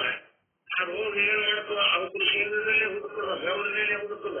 ಅಲ್ಲಿ ಹುಟ್ಟಿ ಅವ್ರನ್ನ ಅನಿಸಕ್ಕೆ ಕಾರಣ ಆಗ್ತದೆ. ಅದು ಬರ್ಡ್ ಫ್ಲೂ ಅನ್ನುವಂಥ ರೋಗ ಬಂದಿತ್ತು. ಎಷ್ಟೋ ಪಕ್ಷಿಗಳನ್ನ ಅಲ್ಲೇ ಕೊಂಡು ಹಾಕಿಬಿಟ್ರು, ಅವಕ್ಕೆಲ್ಲ ಹಚ್ಚಿ ಮೂಸಿಬಿಟ್ರು. ಯಾಕ ಆ ಪಕ್ಷಿಗಳನ್ನ ತಿಂದ್ರೆ ಮತ್ತೆ ತಿಂದವರಿಗೆ ರೋಗ ಬರ್ತಿತ್ತು. ಆಗ ಇವಕ್ಕೆ ಏನಿರ್ಬೇಕು, ಶ್ವೇದಜ ಇರ್ಬೇಕು. ಇನ್ನು ಉತ್ತು ಬೀಜ ಅಂತಂದ್ರೆ ಆ ಬೀಜ ರೂಪದಲ್ಲಿ ಇರ್ತಾವ. ಅವ್ರು ಭೂಮಿಯೊಳಗೆ ಹಾಕದ ಕೂಡಲೇ ಅವು ಏನು ಹುಲ್ಲ ಕಜ್ಜಿ ಮಗ ಮಾಡ್ಕೊಂಡು ದೊಡ್ಡ ದೊಡ್ಡ ಮರ. ಒಂದೊಂದರಲ್ಲಿ 21 ಲಕ್ಷ ಅದಾವಂತ. ಪಿಂಡಜದಲ್ಲಿ 21, ಅಂಡಜದಲ್ಲಿ 21, ಶ್ವೇದಜದಲ್ಲಿ 21, ಉದ್ಬೀಜದಲ್ಲಿ 21. ಇವೆಲ್ಲ ಕೂಡಿ 84 ಲಕ್ಷ ಜೀವಿಗಳ ರಾಶಿ ಅದಾವು. ಇಷ್ಟು ಜೀವಿಗಳದಾವು. ಇದು ಏನು ತಿಳ್ಕೊಬೇಕು, ಈ ರಾಶಿಗಳೆಂದ್ರೆ 84 ಲಕ್ಷ ಜೀವರಾಶಿಗಳು ಅಂತ. ಅಂದ್ರೆ ಅದರಲ್ಲಿ ತಿಳ್ಬೋದು. ಅಲ್ಲ ತಿರುಗಿ ಹೇಳ್ತೇನಿಲ್ಲ, ಆ ರಾಶಿಗಳು ಹಿಡಿದು ಬಾಗಿಲಕ್ಕೆ ಹೊರಗೆ ಹೋಗೋವಲ್ಲ, ಹೊರಗೆ ಹೋಗೋದಲ್ಲ. ಯಾಕ ಅವಾಗ ಧರ್ಮ ಕರ್ಮ ಯೋಗದಿಂದ ಅವನು ಇತ್ಯಂತ ಶುಭ ಆಯ್ತು. ಅದರಿಂದ ಏನಾಯ್ತು, ಆ ಹೊರಗೆ ಹೋಗಲಿಲ್ಲ. ಅದು ಈಗ ತಿಳ್ಕೊಬೇಕು. ಇನ್ನು ಧರ್ಮ ಕರ್ಮ ಅಂತ ಮತ್ತೆ ಅದರ ಯಾಕೆ ಹೇಳ್ತೀನಿ. ಈಗ ಒಂದೊಂದೇ ನೋಡೋದು. ಪುರುಷಾರ್ಥ ಏನು, ಪುರುಷಾರ್ಥ ठिकाणी 84 लक्ष योनी समजावा. दरवाजाच्या ठिकाणी मनुष्य देह काढावा. ಆ ಬಾಗಲ ಅಂದ್ರೆ ಮನುಷ್ಯ ದೇಹ. ಮನುಷ್ಯನ ದೇಹ ಅಂದ್ರೆ ಬೇರೆ ಅಲ್ಲ, ಬಾಗಲ ಅಂದ್ರೆ ಬೇರೆ ಅಲ್ಲ. ಈ ಮನುಷ್ಯನ ದೇಹ ಏನದ, ಇದು ಬಾಗಲದ, ಹೊರಗೆ ಹೋಗಕ್ಕೆ ಬರ್ತದೆ. ಈ ದೇಹದಲ್ಲಿ ಇದ್ದುಕೊಂಡೆ ಜೀವ ಮುಕ್ತಾಗಕ್ಕೆ ಬರ್ತದೆ. ಈ ದೇಹದಲ್ಲಿ ಇದ್ದುಕೊಂಡೆ ಜೀವನಿಗೆ ಮುಕ್ತಾಗಕ್ಕೆ ಬರ್ತದೆ. ದೇಹದಲ್ಲಿ ಬರಲಿಲ್ಲ ಅಂದ್ರೆ ಅವನಿಗೆ ಮುಕ್ತಾಗಕ್ಕೆ ಬರುವುದಿಲ್ಲ. ಅಂದ್ರೆ ಇದು ಬಾಗಲ ಅಂತ ತಿಳ್ಕೊಂಡು ಮನುಷ್ಯ ದೇಹ ಮುಕ್ತಿ ದ್ವಾರ ಅಂತ ತಿಳ್ಕೊಳ್ಳೋದು. ಇನ್ನ ಮತ್ತೆ ನೋಡಿ ಮುಂದೆ, खर्जीच्या किंवा गडगडाच्या ठिकाणी विषय सुख समजावे. खर्जी ಅಂದ್ರೆ ನಾವು ಹುಡುಕ ಅಥವಾ ಗಜಕರಣ ಇರುತ್ತದ. ಆ ಗಜಕರಣ ಅಂದ್ರೆ ಬೇರೆ ಅಲ್ಲ, ಮತ್ತು ಆ ಹುಡುಕ ಅಂದ್ರೆ ಬೇರೆ ಅಲ್ಲ. ಮತ್ತೆ ಏನದವು ಅವು ಅಂದ್ರೆ ವಿಷಯ ಸುಖ. ಈ ವಿಷಯದಲ್ಲಿ ಏನು ಸುಖ ಅದಂತ ನಾವು ಹೋಗ್ತೀವಿ. ವಿಷಯದಲ್ಲಿ ಸುಖ ಆದಂತರ ಈ ಜೀವ ಯಾವಾಗಲೂ ವಿಷಯದ ಕಡೆಗೆ ಹೋಗ್ತಾನೆ. ಅಲ್ಲಿ ಸುಖ ಪಡಿಬೇಕಂತಾನೆ. ಆದ್ರೆ ಅದು ಸುಖ ಇಲ್ಲವಿಲ್ಲ. ಯಾಕ ತುರಿಸ್ಕೊಂಡು ಬಳಕ ಅವ ತುರ್ಸೋ ಮುಂದಿಟ್ಟು ಸುಖ ಅದ. ತುರ್ಸೋದು ಬಿಟ್ಟು ಬಳಕ ಉಳಿಲಿಕ್ಕೆ ಶುರು ಆಗ್ತದೆ. ತುರ್ಸೋದು ಬಿಟ್ಟು ಬಳಕ ಉಳಿಲಿಕ್ಕೆ ಶುರು ಆಗ್ತದೆ, ಸಾಕು ಶುರು ಆಗ್ತದ. ಆ ತುರಿಸುವಾಗೇನೋ ಒಂದು ಸ್ವಲ್ಪ ಸುಖ ಅನಿಸ್ತದೆ. ಅದು ತುರಿಸಿದ ನಂತರ ಅದು ದುಃಖಕ್ಕೆ ಕಾರಣ ಆಗ್ತದೆ. ಆ ಆಗ ಈ ವಿಷಯ ಸುಖಗಳು ಏನದವಲ್ಲ ಆ ಭೋಗ ಮಾಡುವಾಗ ಸುಖ ಮನುಷ್ಯರು ಕೂಡ ಭೋಗದ ನಂತರ ಏನದಲ್ಲ ಅವುಗಳಲ್ಲಿ ದುಃಖ ಅನ್ನೋದದ. ಯಾಕ ಆ ದುಃಖ ಆ ಸುಖದ ಹಿಂದಗಡೆ ಬರ್ತದ. ಹಾಗೆ ಇದು ತುಳಸದ ಕೂಡ ಸುಖ ಅನಿಸಿಕಟ್ಟು ಕೂಡ ದುಃಖ ಅದ. ಆಗ ಈ ಭೋಗ ಯುವಕರಲ್ಲಿ ಸುಖ ಅನ್ನೋದಿಲ್ಲ. ಯಾವುದೇ ಬಂತು ಶಬ್ದದಲ್ಲಿ ಸ್ಪರ್ಶದಲ್ಲಿ ರೂಪದಲ್ಲಿ ರಸದಲ್ಲಿ ಬರೀ ನೋಡ್ತಿರೋದು ಯಾವತ್ತು ನೋಡಿ ನೋಡಿ ನೋಡಿ ನೋಡಿ ಯಾಕೆ ಅಷ್ಟೊಂದು ಬರೀ ನೋಡೋದು ಅಲ್ಲೇ ಆಗ್ಬಿಡ್ತದೆ. ಅದು ದುಃಖ ಹೇಗಾಗ್ತದೆ ನೋಡಿ ನೋಡಿ ಟಿವಿ ನೋಡಿ ಮೊಬೈಲ್ ನೋಡಿ ಕಣ್ಣು ಕೆಟ್ಟರಿ ಕಣ್ಣಿನ ಕಾಲಕ್ಕೆ ಶುರು ಆಯ್ತು. ನೋಡುದು ಮುಟ್ಟಿ ಮುಟ್ಟಿನೂ ಕೆಡ್ತದ, ಮುಸಿ ನೋಡಿನೂ ಕೆಡ್ತದ. ಯಾಕ ಇಲ್ಲಿ ಯಾವುದೇ ಹೇಳ್ಬೇಕು ನಾವು ವಾಸನೆ ಬರುವುದು ಒಂದೇ ಒಳಗಿದ್ದವರು ನಾವು ಯಾರ ಸತ್ತವ ಅಂತ ಹೇಳ್ತಾರೆ. ಹಳ್ಯಾಗ ಮಂದಿ ಅವ್ರ ಬಂಗಿ ಮಂದಿಗೆ ಅವ್ರಿಗೆ ವಾಸ ಬರುವುದು ಯಾಕಂದ್ರೆ ಮೂಗಲೇ ನಾವು ಯಾರ ಸತ್ತವ ಅಂತಾರೆ. ಅಂದ್ರೇನು ಆ ಗಾನ ಇಂದ್ರಿಯ ಏನಲ್ಲ ಆ ಇಂದ್ರಿಯ ತನ್ನ ಸಾಮರ್ಥ್ಯವನ್ನು ಕಳ್ಕೊಂಡ್ಬಿಡ್ತೀರಿ. ಅವನಿಗೆ ಅರ್ಥನೇ ಆಗುದಿಲ್ಲ, ವಾಸನೆ ಅರ್ಥನೇ ಆಗುದಿಲ್ಲ ಅಂತ ಈಗ ಅಂದ್ರ ಅದು ಹೇಗ ಕಷ್ಟ ಕೊಡ್ತದ. ಮಾಡುವಾಗ ಸುಖ ಅನಿಸಿದ್ರು ನಂತರದಲ್ಲಿ ಹೇಗ ದುಃಖದ.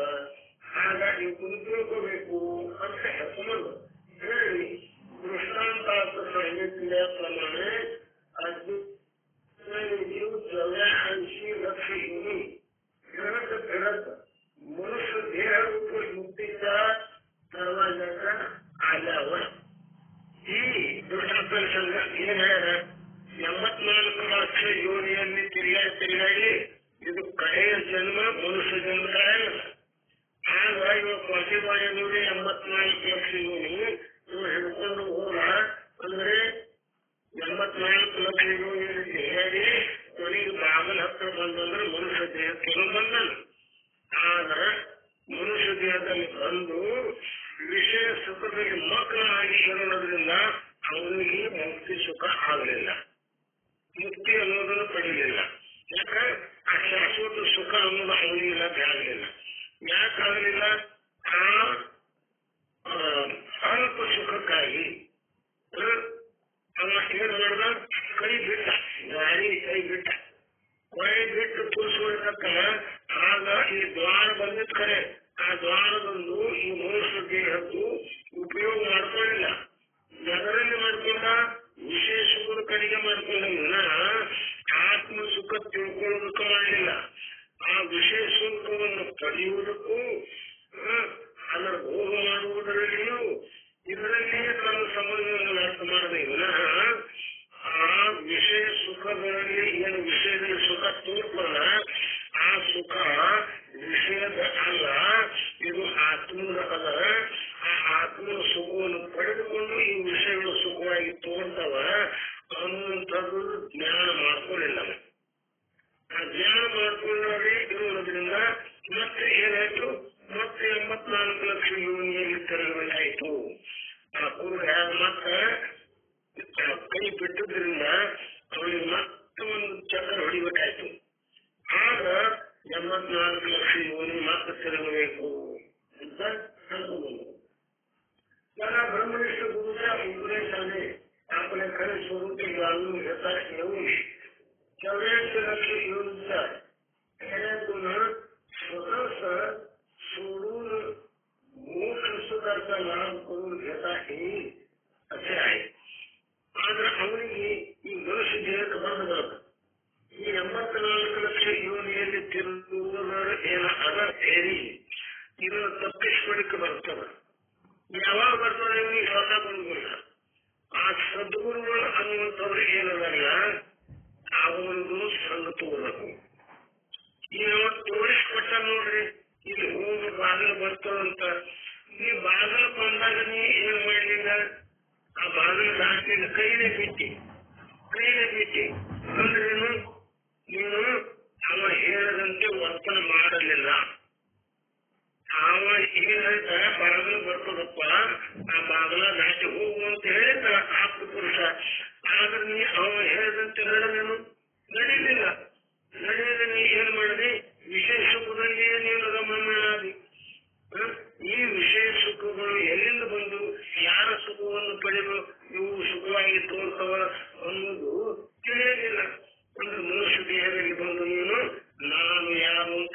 ಮಾಡಲಿಕ್ಕೆ ಬರ್ತದ. ಆದ್ರೆ ಆ ಗುರುಗಳ ಉಪದೇಶವನ್ನು ನೀನು ವ್ಯವಸ್ಥಿತವಾಗಿ ಪಾಲನೆ ಮಾಡಲಿಲ್ಲ. ಅವರು ಹೇಳಿದಂತೆ ನೀನು ನಡೀಲಿಲ್ಲ. ಆ ಹೇಳಿದಂತೆ ನಡೆಯದೇ ಇರುವುದರಿಂದ ನಿನಗೆ ಮತ್ತೆ 84 ಲಕ್ಷ ಯೋನಿಯಲ್ಲಿ ಚಕ್ರ ಹೊಡಿಬೇಕಾಗಿ. ಅದಕ್ಕೆ ಇಲ್ಲಿ ಅಜ್ಞಾನವೇ होगाने हम मनुष्य देह मुक्ति के द्वारा है, यानी मोक्ष से साधन किए पाहिजे असे जीव समजत नाही की मनुष्य देह ಅನ್ನುವುದು ಇದು ಮೋಕ್ಷ ಪಡೆಯಲಿಕ್ಕೆ ಇದು ಸಾಧನ ಅಲ್ಲ. ಇಲ್ಲಿಯೇ ನಾನು ಮೋಕ್ಷವನ್ನು ಪಡೆಯಬಹುದು ಅನ್ನುವಂಥದ್ದು ಇವನಿಗೆ ತಿಳಿಯಲಿಲ್ಲ. ಯಾಕಂದ್ರೆ ಅಜ್ಞಾನ ಪೂರ್ಣದಲ್ಲ. ಆ ಅಜ್ಞಾನ ಎದರ ಅಜ್ಞಾನ? ಸ್ವರೂಪದ ಅಜ್ಞಾನದ. ಮತ್ತೆ ಆ ಅಜ್ಞಾನದ ವಿಷಯದಲ್ಲಿ ಸುಖ ಅನ್ನುವಂಥದ್ದು ಅಜ್ಞಾನದ. ಅದರಿಂದ ಏನಾಯ್ತು, ಇವನಿಗೆ ಅದನ್ನ ಯಥಾರ್ಥವಾಗಿ ತಿಳಿದುಕೊಳ್ಳಲಿಕ್ಕೆ ಆಗಲಿಲ್ಲ. ಈಗ ಆಗಿರುವುದರಲ್ಲಿ ಏನಾಯ್ತು, ನಾನಾ ಪ್ರಕಾರಕ್ಕೆ ವಿಷಯ ಭೋಗ ಅಸದ ಆಚಾರ ರೂಪದ ಖರ್ಚಿ ಕಿಂवा ಈ ಗಡ್ಕರಣಿ ಏನಾದ್ರು ಈ ಗಡ್ಕರಣ ಅಂದರೆ ಏನು? ಮೊದಲು ಹೇಳ್ಕೊಂಡು ಅವನಾಯ್ತು ಅಲ್ಲಿ ವಿಷಯ ಸುಖ ಅನ್ನುವುದೇ ಗಡ್ಕರಣ ಅಥವಾ ಈಗೇನು ಅಸತ್ತ ಆಚಾರ ರೂಪ ಮತ್ತೊಂದು ಹೇಳೋದ್ರಿಗೆ ರೂಪ ರೂಪ ಕಲ್ಯಾಣ ಮಾಡುವುದು. ಈಗ ಗಡ್ಕರಣ ಅಂದ್ರೆ ಏನು? ಅಸತ್ತ ಆಚಾರ. ಅಸತ್ತ ಆಚಾರ ಅಂದ್ರೆ ಸತ್ವ ವಸ್ತುವನ್ನು ಆಚರಣೆ ಮಾಡಲಿಲ್ಲ, ಸತ್ಯವನ್ನು ತಿಳಿದುಕೊಳ್ಳಲಿಕ್ಕೆ ಪ್ರಯತ್ನ ಮಾಡಲಿಲ್ಲ. ಆ ಅಸತ್ವವಾದಂತಹ ವಸ್ತುಗಳೇನದವಲ್ಲ ಅವುಗಳನ್ನೇ ತಿಳಿದುಕೊಂಡು ಅವುಗಳನ್ನೇ ಸುಖ ಆದಂತ ಆ ಕಡೆ ಹೋದವು. ಮನುಷ್ಯನಾದಂತಲ್ಲ ಅಸತ್ತ ಆಚಾರ ಏನ್ ಮಾಡ್ತಾನ ಅಂದ್ರೆ ಶಬ್ದ ಸ್ಪರ್ಶ ರೂಪರಸ ಗಂಧಾದಿಗಳಲ್ಲೇ ಸುಖ ಅದ ಅಂತ ಏನು ತಿಳ್ಕೊಂಡು ವ್ಯವಹಾರ ಮಾಡ್ತಾನ, ಅದುವೇ ಅಸತ್ತ ಆಚಾರ. ಆಚಾರ ಅಂದ್ರೆ ಕ್ರಿಯೆ. ಆ ಕ್ರಿಯೆ ಮಾಡ್ಲಿಕ್ಕಂದ್ರೇನು ಅವುಗಳ ಭೋಗ ಮಾಡ್ಲಿಕ್ಕತ್ತ. ಶಬ್ದದ್ದು, ಸ್ಪರ್ಶದ್ದು, ರೂಪದ್ದು, ರಸದ್ದು, ಗಂಧದ್ದು ಅದರಲ್ಲಿಯೇ ರಮಮಾನನಾಗಿ ಕೂತ, ಅದರಲ್ಲೇ ಸುಖ ಅದಂತ ತಿಳ್ಕೊಂಡು ಅದನ್ನೇ ಮಾಡ್ಲಿಕ್ಕಂತ. ಅದಕ್ಕೆ ಅಸತ್ತ ಆಚಾರ ಅನ್ನೋದು. ಆ ಅಸತ್ತ ಆಚಾರ ಅನ್ನೋದೇ ಇದು ಹುಡುಕ ಮತ್ತು ಖರ್ಚಿದ್ದಂಗ. ಇದು ಮತ್ತೊಂದು ಅದಕ್ಕೆ ಹುಡುಕ ಖರ್ಚಿ ಮತ್ತೊಂದು ದೃಷ್ಟಾಂತ ಕೊಟ್ಟರು. ಮೊದಲೇನು ಕೊಟ್ಟರು? ವಿಷಯ ಸುಖ ಅಂದರು. ಎರಡನೇದೇನು ಕೊಟ್ಟರು? ಅಸತ್ತ ಆಚಾರ ಅಂದರು. ಯುವಕ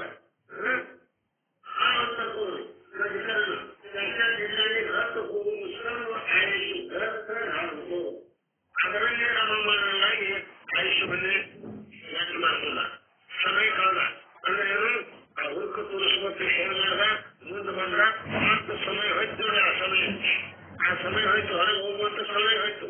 ಮತ್ತೆ ಸಮಯವನ್ನು ವ್ಯಕ್ತಿತ ಮಾಡಬೇಕಾಯ್ತು. ಯಾವುದು ಭಾಗ್ಯವಾಣಿಗೆ ತಿರುಗಾಟ ಬರ್ಲಿಕ್ಕೆ ಸಮಯ ಹಾಕ್ತದಲ್ಲ, ಆ ಸಮಯ ಅಂದರೆ ಇದು ಲಕ್ಷ್ಮೀ ಗಣೇಶಿ ಯೋನಿ ಅದೇ ಮುಂದೆ ಖರ್ಚಿ ಶ್ರದ್ಧಾವಾಸ ಸುಖಿ ಅರ್ಥ ಈ ಖರ್ಚಿ ಅರ್ಥ ಆಯುಷ್ಯಾಲ ಸಾಕ್ಷಿ ಅನುಭವ. ಈ ಮನುಷ್ಯ ಇದೇನೋ ಅದೇ ತಿಂಡಿಗಳು ತಿಂಡಿ, ಆ ತಿಂಡಿ ತುರಿಸ್ಕೊಳ್ಳುವಾಗ ಏನು ಸುಖ ಆಯ್ತು, ಆ ಸುಖ ಇದರಲ್ಲಿ ಆಗತ್ತಲ್ಲ. ಇಡೀ ಆಯುಷ್ಯವನ್ನೇ ಕಳ್ತದ. ಆಯುಷ್ಯ ಕಳ್ತದ. ಹೊರಗೆ ಹೋಗಲಿಲ್ಲ.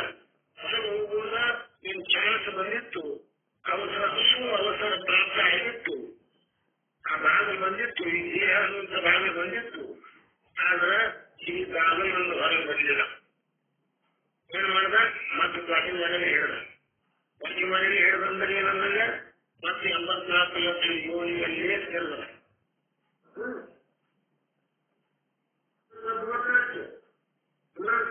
ಮರಣ ಕಾಲ पर्यंत ही विषयाचा भोगाचा आनंद मानून नंतरवरील आपले आसक्तीतून जराही सुरित नाही. ಸಾಯತನ ಈ ವಿಷಯದಲ್ಲಿ ಸುಖ ಆದಂತ ತಿಳ್ಕೊಂಡು ಅದರ ಮೇಲಿನ ಆಸಕ್ತಿ ಬಿಡಲಿಲ್ಲ. ಇದೇ ಸುಖ ಆದಂತ ಅದರಲ್ಲಿ ರಾಮ ಮಾಡ್ತಾರೆ. ಈಗ ಇರುವುದರಿಂದ ಏನಾಯ್ತು?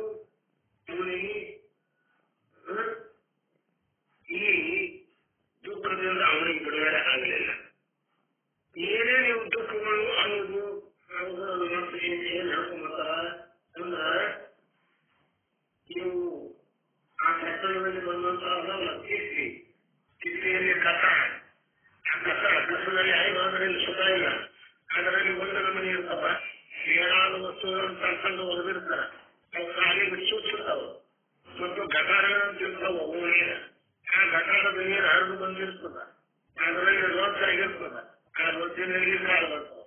ಇವು ಏನಂತ ತಿಳ್ಕೊಳ್ಬೇಕು, ಇವು ವಿಷಯ ನೋಡಿರಲ್ಲ.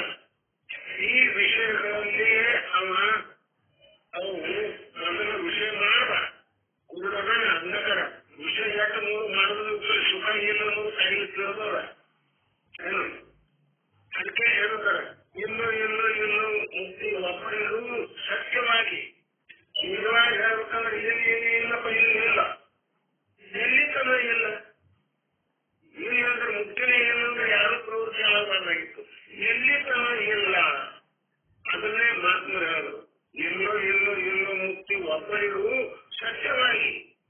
ಮತ್ತೆ ಎಲ್ಲಿ ತನ ಇಲ್ಲ, ಅನ್ನವಾದದ್ದು ಬೆಲ್ಲವಾಗಿ ಬೆಲ್ಲ ಬೇವು ಆಗುತ್ತಾನ. ಇಲ್ಲ ಮುಕ್ತಿ ಒಬ್ಬರಿಗೆ. ಯಾವ ಅಲ್ಲದ ಅದಕ್ಕೆ ಬೆಲ್ಲ ಅಂತ ಕೊಟ್ಟಾನೆ. ಯಾವಾಗ ಅಲ್ಲ, ಈ ಶಾಶ್ವತ ಸುಖ ಯಾವಾಗ ಅಲ್ಲ ಅದರಲ್ಲಿ ಸುಖ ಅದಂತ ತಿಳ್ಕೊತಾನ. ಅಲ್ಲವಾದದ್ದು ಬೆಲ್ಲ ಆಗ್ಯದ. ಈ ಬೆಲ್ಲ ಆದದ್ದು ಬೇವು ಆಗು ತನಕ ಇದರಲ್ಲಿ ಸುಖ ಎಲ್ಲಪ್ಪ, ಇದು ಕಹಿ ಅದರಂತ ಎಲ್ಲಿ ತನ ತಿಳಿದಿಲ್ಲ ಅಲ್ಲಿ ತನ ಇವು ನಿಷೇಧ ಅನ್ನೋದಿಲ್ಲ, ಮುಕ್ತಿ ಅನ್ನೋದು ಇಲ್ಲ. ಯಾಕ ಈ ಹಸಿ ಸುಖ ಅನ್ನೋದು ಸುಖ ಇದರಲ್ಲೇ ಸುಖ ಆದಂತ ಕೈ ಬಿಟ್ಟು ನೋಡ್ರಿ. ಯಾವಾಗ ಹೊರಗೆ ಹೋಗ್ಲಿಕ್ಕೆ ಸಾಧನವಾಗಿತ್ತು ಅದನ್ನೇ ಬಿಟ್ಟು ಬಿಟ್ಟ. ಆ ದುಡಿಯೋದ್ರಿಂದ ಏನಾಗ್ಬಿಡ್ತೀವಿ, ಮತ್ತೆ 84 ಲಕ್ಷ ಇರೋದು ಅಂದ್ರೆ ವಾಡಿ ಬೇರೆ ಹೊಡಿಬೇಕಾಯ್ತಲ್ಲ. ಆಗ ಅವನಿಗೆ ಕೊನೆಯಲ್ಲಿ ಬಂದಾಗ ಜಾಸ್ತಿ ಕೆಂಪು ಈ ಜಾತ್ರೆ ಸಾಕಾಯಿತು. ಈ ಇಬ್ಬರವ್ವ ಬರ ಊರಿಗೆ ಹೋಗೋಣ ಬಾರವ್ವ, 4 ಜನರು ಸೇರವ್ವ, ವಾಕರಿಸಿತು ಕಾಯಪುರವ್ವ. ಈಗ ಆಗ್ಬೇಕಲ್ಲ, ಆಗಿಲ್ಲ ನಮಗ, ಸಾಧ್ಯ ಆಗಿಲ್ಲ. ಇನ್ನೂ ನೋಡ್ಬೇಕು, ಇನ್ನೂ ಕೇಳಬೇಕು, ಇನ್ನೂ ಮುಟ್ಟಬೇಕು, ಇನ್ನೂ ತಿನ್ಬೇಕು, ಇನ್ನೂ ಮೂಷಿಸಬೇಕು ಅನ್ನುವಂಥದ್ದು ಅವಶ್ಯಕ ನೆಲೆನೇ ಇಲ್ಲ. ಅವು ಹಾಗೆ ನಡೆದೇ ನಡೆದ. ಅದರಲ್ಲಿ ಬ್ಯಾಸರಿಕೆ ಅನ್ನೋದೇ ಇಲ್ಲ. ಬ್ಯಾಸರಿಕೆ ಮಾಡ್ಕೋಬೇಕಾಗ್ತದೆ. ಆ ಬ್ಯಾಸರಿಕೆ ಮಾಡ್ಕೊಂಡಾಗ ನಿಮ್ಗೆ ಏನಾಗ್ತದ, ಹೊರಬರ್ತಿ. ಬ್ಯಾಸರಿಕೆನೇ ಮಾಡ್ಕೊಳ್ಳಿಲ್ಲ, ಅದುವೇ ಸುಖ ಅಂತ ಕೂತ್ಕೊಂಡ್ರೆ ಹೊರಗೆ ಬರ್ಲಿಕ್ಕಾರ ಇಲ್ಲ. ಅದಕ್ಕೆ ಏನಲ್ಲ, ಇಲ್ಲಿ ಏನು ದುಃಖ ಅಂದ್ರೆ ಈ 84 ಲಕ್ಷ ಯೋಗಿಯಲ್ಲಿ ದುಃಖ ಯಾಕದ ಅನ್ನೋದನ್ನ ಅವ್ರು ಮತ್ತೊಂದು ವಿವರಣವಾಗಿ ಹೇಳ್ಕೊಂಡ್ಬಂದಾರ. ಅದನ್ನು ಓದೋದಿಲ್ಲ. ನಾನು ಪಶು ಪಕ್ಷಾದಿಗಳಾಗಿ ಹುಟ್ಟಿದಲ್ಲಿ ನಾಯಿ ನರಿಯಾಗಿ ಹುಟ್ಟಿದೆ, ಚೆನ್ನಾಗಿ ಹುಟ್ಟಿದೆ, ಕಚ್ಚಾಗಿ ಹುಟ್ಟಿದೆ, ಕುರಿಯಾಗಿ ಹುಟ್ಟಿದೆ. ಎಷ್ಟು ಕಷ್ಟ ಅದ ರೀ, ಅದಕ್ಕೆ ದೊಡ್ಡ ಕೂತವರು ಕುದುರೆ ಕತ್ತಿ ಆಗಿ ಹುಟ್ಟದಂದ್ರ ಮನುಷ್ಯರು ಹಾಕದಂತ ತಿನ್ಬೇಕು. ಅವು ಹಾಕದಾವ ಅನ್ನುವಂಥದ್ದು ಪರಿಜ್ಞಾನ ಇದ್ದು ಇವು ಹಾಕದಾಗ ತಿನ್ಬೇಕು. ಹಾಕಲಿಲ್ಲ ಹಾಗೆ ಉಪವಾಸ ಉಪಯೋಗಿಸ್ಕೊಳ್ಬೇಕಂದ್ರ ವಿನಾಕಾರಣ ನಾಯಿನಾದಾನೆ ಅಂತಾರ. ನಿರುಪಾಯನಾಗಿ ನಾವು ಉಪವಾಸ ಇದ್ದು ನೀರು ಕುಡಿಯದೆ ಅನ್ನ ಸೇವನೆ ಮಾಡದೆ ಸೇವನೆ ಮಾಡಬೇಕು. ಒಸಿ ಬರಬೇಕು. ಯಾರಿಗೆ ಹೇಳಬೇಕು, ಬಾಯಿ ಇಲ್ಲ, ಹೇಳಲಿಕ್ಕೆ ಬಾಯಿ ಇಲ್ಲ, ತಿಳಿಸ್ಕೊಡ್ಲಿಕ್ಕೆ ಇದು ಇಲ್ಲ. ಅಂತ ಜನ್ಮ ಬಂತಂದ್ರ ಅಲ್ಲಿ ಕಷ್ಟವೇ ಇಲ್ಲ. ಎಲ್ಲವೂ ಪರಾಧೀನ ಸಪನೆ ಹುಸುಪನಾಗಿ ಎರಡನೇವರ ಅಧೀನದಲ್ಲಿದ್ದಾಗ ಸಪನೆ ಮಾಡಿದ್ರೆ ನಾ ಹಾಳು ಮಾಡ್ಬೇಕು ಹೀಗೆ ಮಾಡ್ಬೇಕಂದ್ರೆ ಅದರ ಸುಖ ಇಲ್ಲ. ಡ್ರೀಮ್ ಅಂತ ಒಂದು ಭಾಷೆ ನಮಗೆ ಡ್ರೀಮ್ ಗುಲಾಮನ ಕನಸಿದ್ದರೆ ಕನಸಿನಾಗ ಎಲ್ಲ ಸ್ವತಂತ್ರ ಆಗಿಬಿಟ್ಟ ನೋಡ್ರಿ. ಕರೆ ಎಲ್ಲದು ಕನಸು ಕಡೆ ಅಂದ್ರೆ ಅವ ಗುಲಾಮನ ಕೊಡ್ತಿದ್ರು, ಸಲಕರ ಕೊಟ್ಟಂಗ ಅವ್ರಿಗೆ ಮನುಷ್ಯರ ಕೊಡ್ತಿದ್ರು. ಹಿಂದಕ್ಕೆ ನಿಮ್ಗೆ ಗೊತ್ತದನ್ನ ಇಲ್ಲ. ಯಾಕಂತಂದ್ರೆ ಅಮೆರಿಕದಲ್ಲಿ ಈ ಪದ್ಧತಿ ಅದನ್ನ ನಿವಾರಣೆ ಮಾಡಿದವರೇ ಯಾರು ಅಬ್ರಹಂ ಲಿಂಕನ್ ಅನ್ನುವಂಥವಾದನ್ನು ಬಂದ್ ಮಾಡಿದ. ಮನುಷ್ಯರನ್ನು ಕೊಲ್ತಿದ್ರು, ಬೇಡಾಯ್ತು ಮಾಡಿಬಿಡ್ತಿದ್ರು.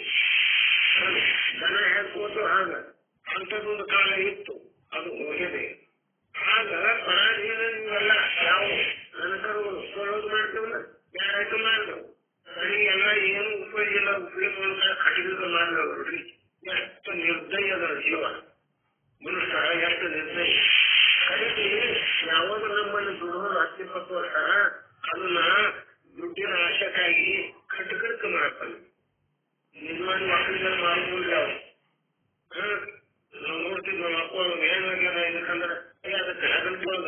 ಮಾಡ್ತಿದ್ರು. ತಗಲ್ತೋದು ಬಿಟ್ಟು ಒಂದು ನಿನ್ನ ಮೇಲೆ ಅಂತ ಕೆಲಸ ಇಲ್ಲ, ಬರೀ 300 ಕಿಲೋ ಕೊಡೋದು. ಯಾಕೆ ದೊಡ್ಡದಲ್ಲಪ್ಪ ನಮ್ಮಲ್ಲಿ. ಈಗ ತಿಳಿದವರು ಮಾಡ್ತಿದ್ರು, ತಿಳಿಯದ ಅಜ್ಞಾನಿಗಳು ದುಡಿಸ್ಕೊತಾರೆ, ಬಗ್ಗೆ ದುಡಿಸ್ಕೊತಾರೆ. ಬಾಡಿಗೆ ಎತ್ತಿನಂತೆ ದುಡಿದು ಸಾಹಿತ್ಯ ಅಂತ. ಬಾಡಿಗೆ ಎತ್ತ ಒಯ್ದಿದ್ರೆ ಅವನಿಗೇನಾದ್ರೂ ಹೊಟ್ಟೆ ಕಾಳಜಿ, ಮನಕ ಕಾಳಜಿ. ಇವಾಗ ಬಾಡಿಗೆ ಎತ್ತಿದಂಗೆ ಆಗ್ಬಿಟ್ಟ ನೀವು. ಹೆಂಗಾದ್ರು ಮಕ್ಕಳ ಮಾಹಿತಿ ಬಾಕಿ ಬಾಡಿಗೆ ಎತ್ತಿನಂತೆ ದುಡಿದು ಸಾಹಿತಿ. ಬಾಡಿಗೆ ಎತ್ತ ಹೆಂಗದಲ್ಲ, ಬಾಡಿಗೆ ತಂದಿದ್ದೇವೆ ನಾವು ಅದ್ರ ರೂಪಾಯಿ ಹ್ಯಾಂಗ ಮಾಡ್ಕೊತೇವೆ, 10 ರೂಪಾಯಿ ಮಾಡ್ಕೊತೇವೆ. ಅದ್ರ ಹೊಟ್ಟೆ ಚಿಂತಿಲ್ಲ. ಮನೆಯಾದ್ರೂ ದುಡ್ಡಿ ಚಿಂತನೆ ಮಾಡ್ತೇವೆ. ಆಗ ಇವ ಮಾಡ್ಲಿಕ್ಕಲ್ಲ, ಇವ್ ಮಾಡುವುದರಿಂದ ಏನದೇವ್ ಮತ್ತೆ 84 ಲಕ್ಷ ಇವನಿಗೆ ಏನು ಬೆಳೆದಲ್ಲ. ಅದರ ಸಲುವಾಗಿ ಏನ್ ಹೇಳ್ಕೊಂಡು ನಾವು ಮತ್ತೆ ಕಡೆಗೆ ಏನಾದ ಮನುಷ್ಯ ದೇಹ ಪ್ರಾಪ್ತ ಹೋಗಿ जो जीव मोक्षा से साधन न करता अधर माने केवल विषय भोगा मग्न होना अपने सर्व आयुष्य खर्च करता. ಈ ಮನುಷ್ಯ ದೇಹ ಅನ್ನುವಂಥದ್ದು ಅಂದ್ರೆ ಮುಕ್ತಿಯ ದ್ವಾರ, ಮುಕ್ತಿಯ ಬಾಗಿಲ ಅನ್ನುವಂಥದ್ದು ಪ್ರಾಪ್ತ ಆಗಿದ್ದಾಗ ಕೂಡ ಇದನ್ನ ಏನ್ ಮಾಡ್ತಾನವ, ಅದರ ಸದುಪಯೋಗವನ್ನು ಮಾಡಿದ್ರೆ ಏನ್ ಮಾಡ್ತಾನೆ, ಇದು ಸಾಧನ ಅದನ್ನು ಮಾಡಿದ್ರೆ ಅಧರ್ಮದ ಕಡೆ ವ್ಯವಹಾರ ಮಾಡ್ತಾನೆ. ಅಧರ್ಮ ಅನ್ಯಾಯ ಅತ್ಯಾಚಾರ ಮಾಡ್ತಾನೆ. ಈ ದೇಹದ ಸುಖಕ್ಕೋಸ್ಕರವಾಗಿ, ಇಂದ್ರಿಯಗಳ ಸುಖಕ್ಕೋಸ್ಕರವಾಗಿ ಅಧರ್ಮ ಅನ್ಯಾಯ ಅತ್ಯಾಚಾರ ಮಾಡಿ ಇದರಲ್ಲೇ ಸುಖ ಆಗುವಂತ ಕೂತನ ಅದರ ಪರಿಣಾಮ ಏನಾಗ್ತದ, ಆ ಅಧರ್ಮದ ಪರಿಣಾಮ ಮತ್ತೆ ಜನ್ಮವನ್ನು ತಾಳಬೇಕಾಗ್ತದೆ. ಅಧರ್ಮದ್ದು ಇನ್ನು ಧರ್ಮನೇ ಮಾಡೋದಂದ್ರೆ ಅದು ಪುಣ್ಯದ ಫಲ ಅದು ಸ್ವರ್ಗಾದಿನ ಪ್ರಾಪ್ತಿನೂ ಆಗ್ತದೆ. ಆದ್ರೆ ಎಷ್ಟು ದಿನ ಅದಕ್ಕೆ ಕ್ಷೀಣೆ ಪುಣ್ಯ ಮೃತ್ಯು ಮತ್ತೆ ಅಲ್ಲಿ ಪುಣ್ಯ ಇರುತ್ತಲ್ಲ ಸ್ವರ್ಗ. ಆ ಪುಣ್ಯ ನಾಶ ಆಯ್ತು ಮತ್ತೆ ಮೃತ್ಯು ಲೋಕಕ್ಕೆ ಬರಲಿಕ್ಕೆ ಬೇಕು. ಸ್ವರ್ಗದಲ್ಲಿ ಅದಕ್ಕೆ ಹಾಗಂತ ಮೃತ್ಯು ಲೋಕಕ್ಕೆ ಬರಬೇಕು. ಮೃತ್ಯು ಲೋಕವೇ ನರಕ ತಿಳ್ಕೊಂಬಂದ. ನರಕ ಬೇರೆ ಅದನ್ನು ಇದೇ ನರಕ, ಇಲ್ಲೇ ನರಕ ಇಲ್ಲೇ ಸ್ವರ್ಗ. ಅಲ್ಲೇ ನೀವು ಬೇರೆ ಮತ್ತೊಂದು ಕಡೆ ಇಲ್ಲೇ ಯಾವ್ದು ತಿಳಿದಿರಪ್ಪ ಅಂತ ಹೋಗುದು. ಇಲ್ಲೇ ಅದೆಲ್ಲ ನರಕನು ಇಲ್ಲೇ ಅದ, ಸ್ವರ್ಗನು ಇಲ್ಲೇ ಅದ. ಆದ್ರೆ ಆ ನರಕ ಯಾವಾಗ ಆಗ್ತದ, ಸ್ವರ್ಗ ಯಾವಾಗ ಆಗ್ತದ ಅಂದ್ರೆ ಆ ವ್ಯಕ್ತಿಯ ಆಚರಣೆ ಮೇಲಿಂದ, ಅವನ ಆಚರಣೆ ಮೇಲಿಂದ ಅದು ಸ್ವರ್ಗ ನರಕ ಆಗ್ತದೆ. ಅದಕ್ಕೆ ಬಸವಣ್ಣನವರು ಏನಾದ್ರು ಸದಾಚಾರವೇ ಸ್ವರ್ಗ. ನಮ್ಮ ಸತ್ತ ಆಚಾರ ಮಾಡಿದ್ರೆ ನಾವೇ ನಮ್ಮ ಸ್ವರ್ಗ ಆಗ್ತದೆ. ದುರಾಚಾರವೇ ನರಕ. ಅತ್ಯಂತ ಆಚರಣೆ ಮಾಡಿದೆವು, ನಮಗೂ ಹಿತ ಇಲ್ಲ, ಅನ್ಯರಿಗೂ ಹಿತ ಇಲ್ಲ ಅಂತ ಆಚರಣೆ ಮಾಡಿದ್ರೆ ಅದು ನರಕ ಆಗ್ತದೆ. ಇದು ತಿಳಿಬೇಕು.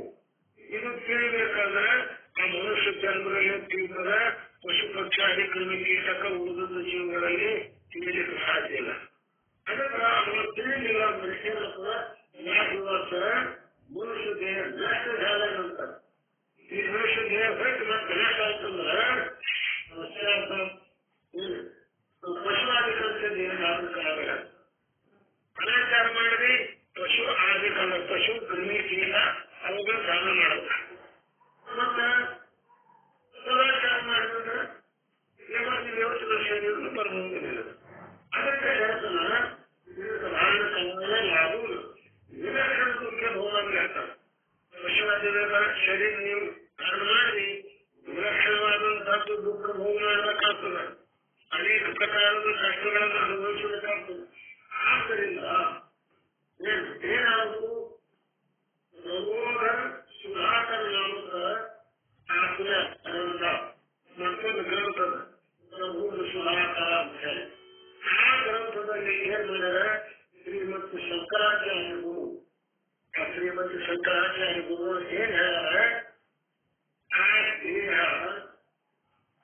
ನೀವು ಉಪಯೋಗ ಮಾಡ್ಕೊಳ್ಳಿಲ್ಲ, ಮನುಷ್ಯನಲ್ಲಿ ಅವರು ಉಪಯೋಗ ಮಾಡ್ಕೊಳ್ಳಿಲ್ಲ ಅಂದ್ರೆ ನಿನಗೆ ಏನು ತೊಂದರೆ ಆಗ್ತದಪ್ಪ ಪಶುವಾಗಿರೋ ಜನ್ಮ ಬಂದಾಗ ಅನ್ನುವಂಥದ್ದನ್ನು ಶಂಕರಾಚಾರ್ಯರು ಅವರು ಏನಪ್ಪ ಅಂತಂದ್ರೆ ಉಪಶೀತಿ ವೃತ್ತಂ ಅಂತ ಒಂದು ವೃತ್ತದಲ್ಲಿ ಕರ್ಕೊಂಡು ಬಂದಾರೆ.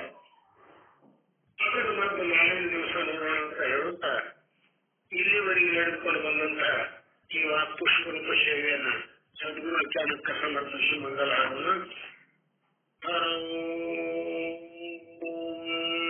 ಪೂರ್ಣಮದಃ ಪೂರ್ಣಮಿದಂ ಪೂರ್ಣಮುದಚ್ಯತೆ ಪೂರ್ಣಸ್ಯ ಪೂರ್ಣಮಾದಾಯ ಪೂರ್ಣಮೇವಾವಶಿಷ್ಯತೆ. ಓಂ ಶಾಂತಿ ಶಾಂತಿ ಶಾಂತಿ. ಸರ್ವ ಮಹತ್ವದ ಅಡಿದಾವರಿಗೆ ಪುನಶ್ಚ ಸರ್ವ ಶರಣಾರ್ಥಿಗಳ ಓಂ ನಮಃ ಶಿವಾಯ.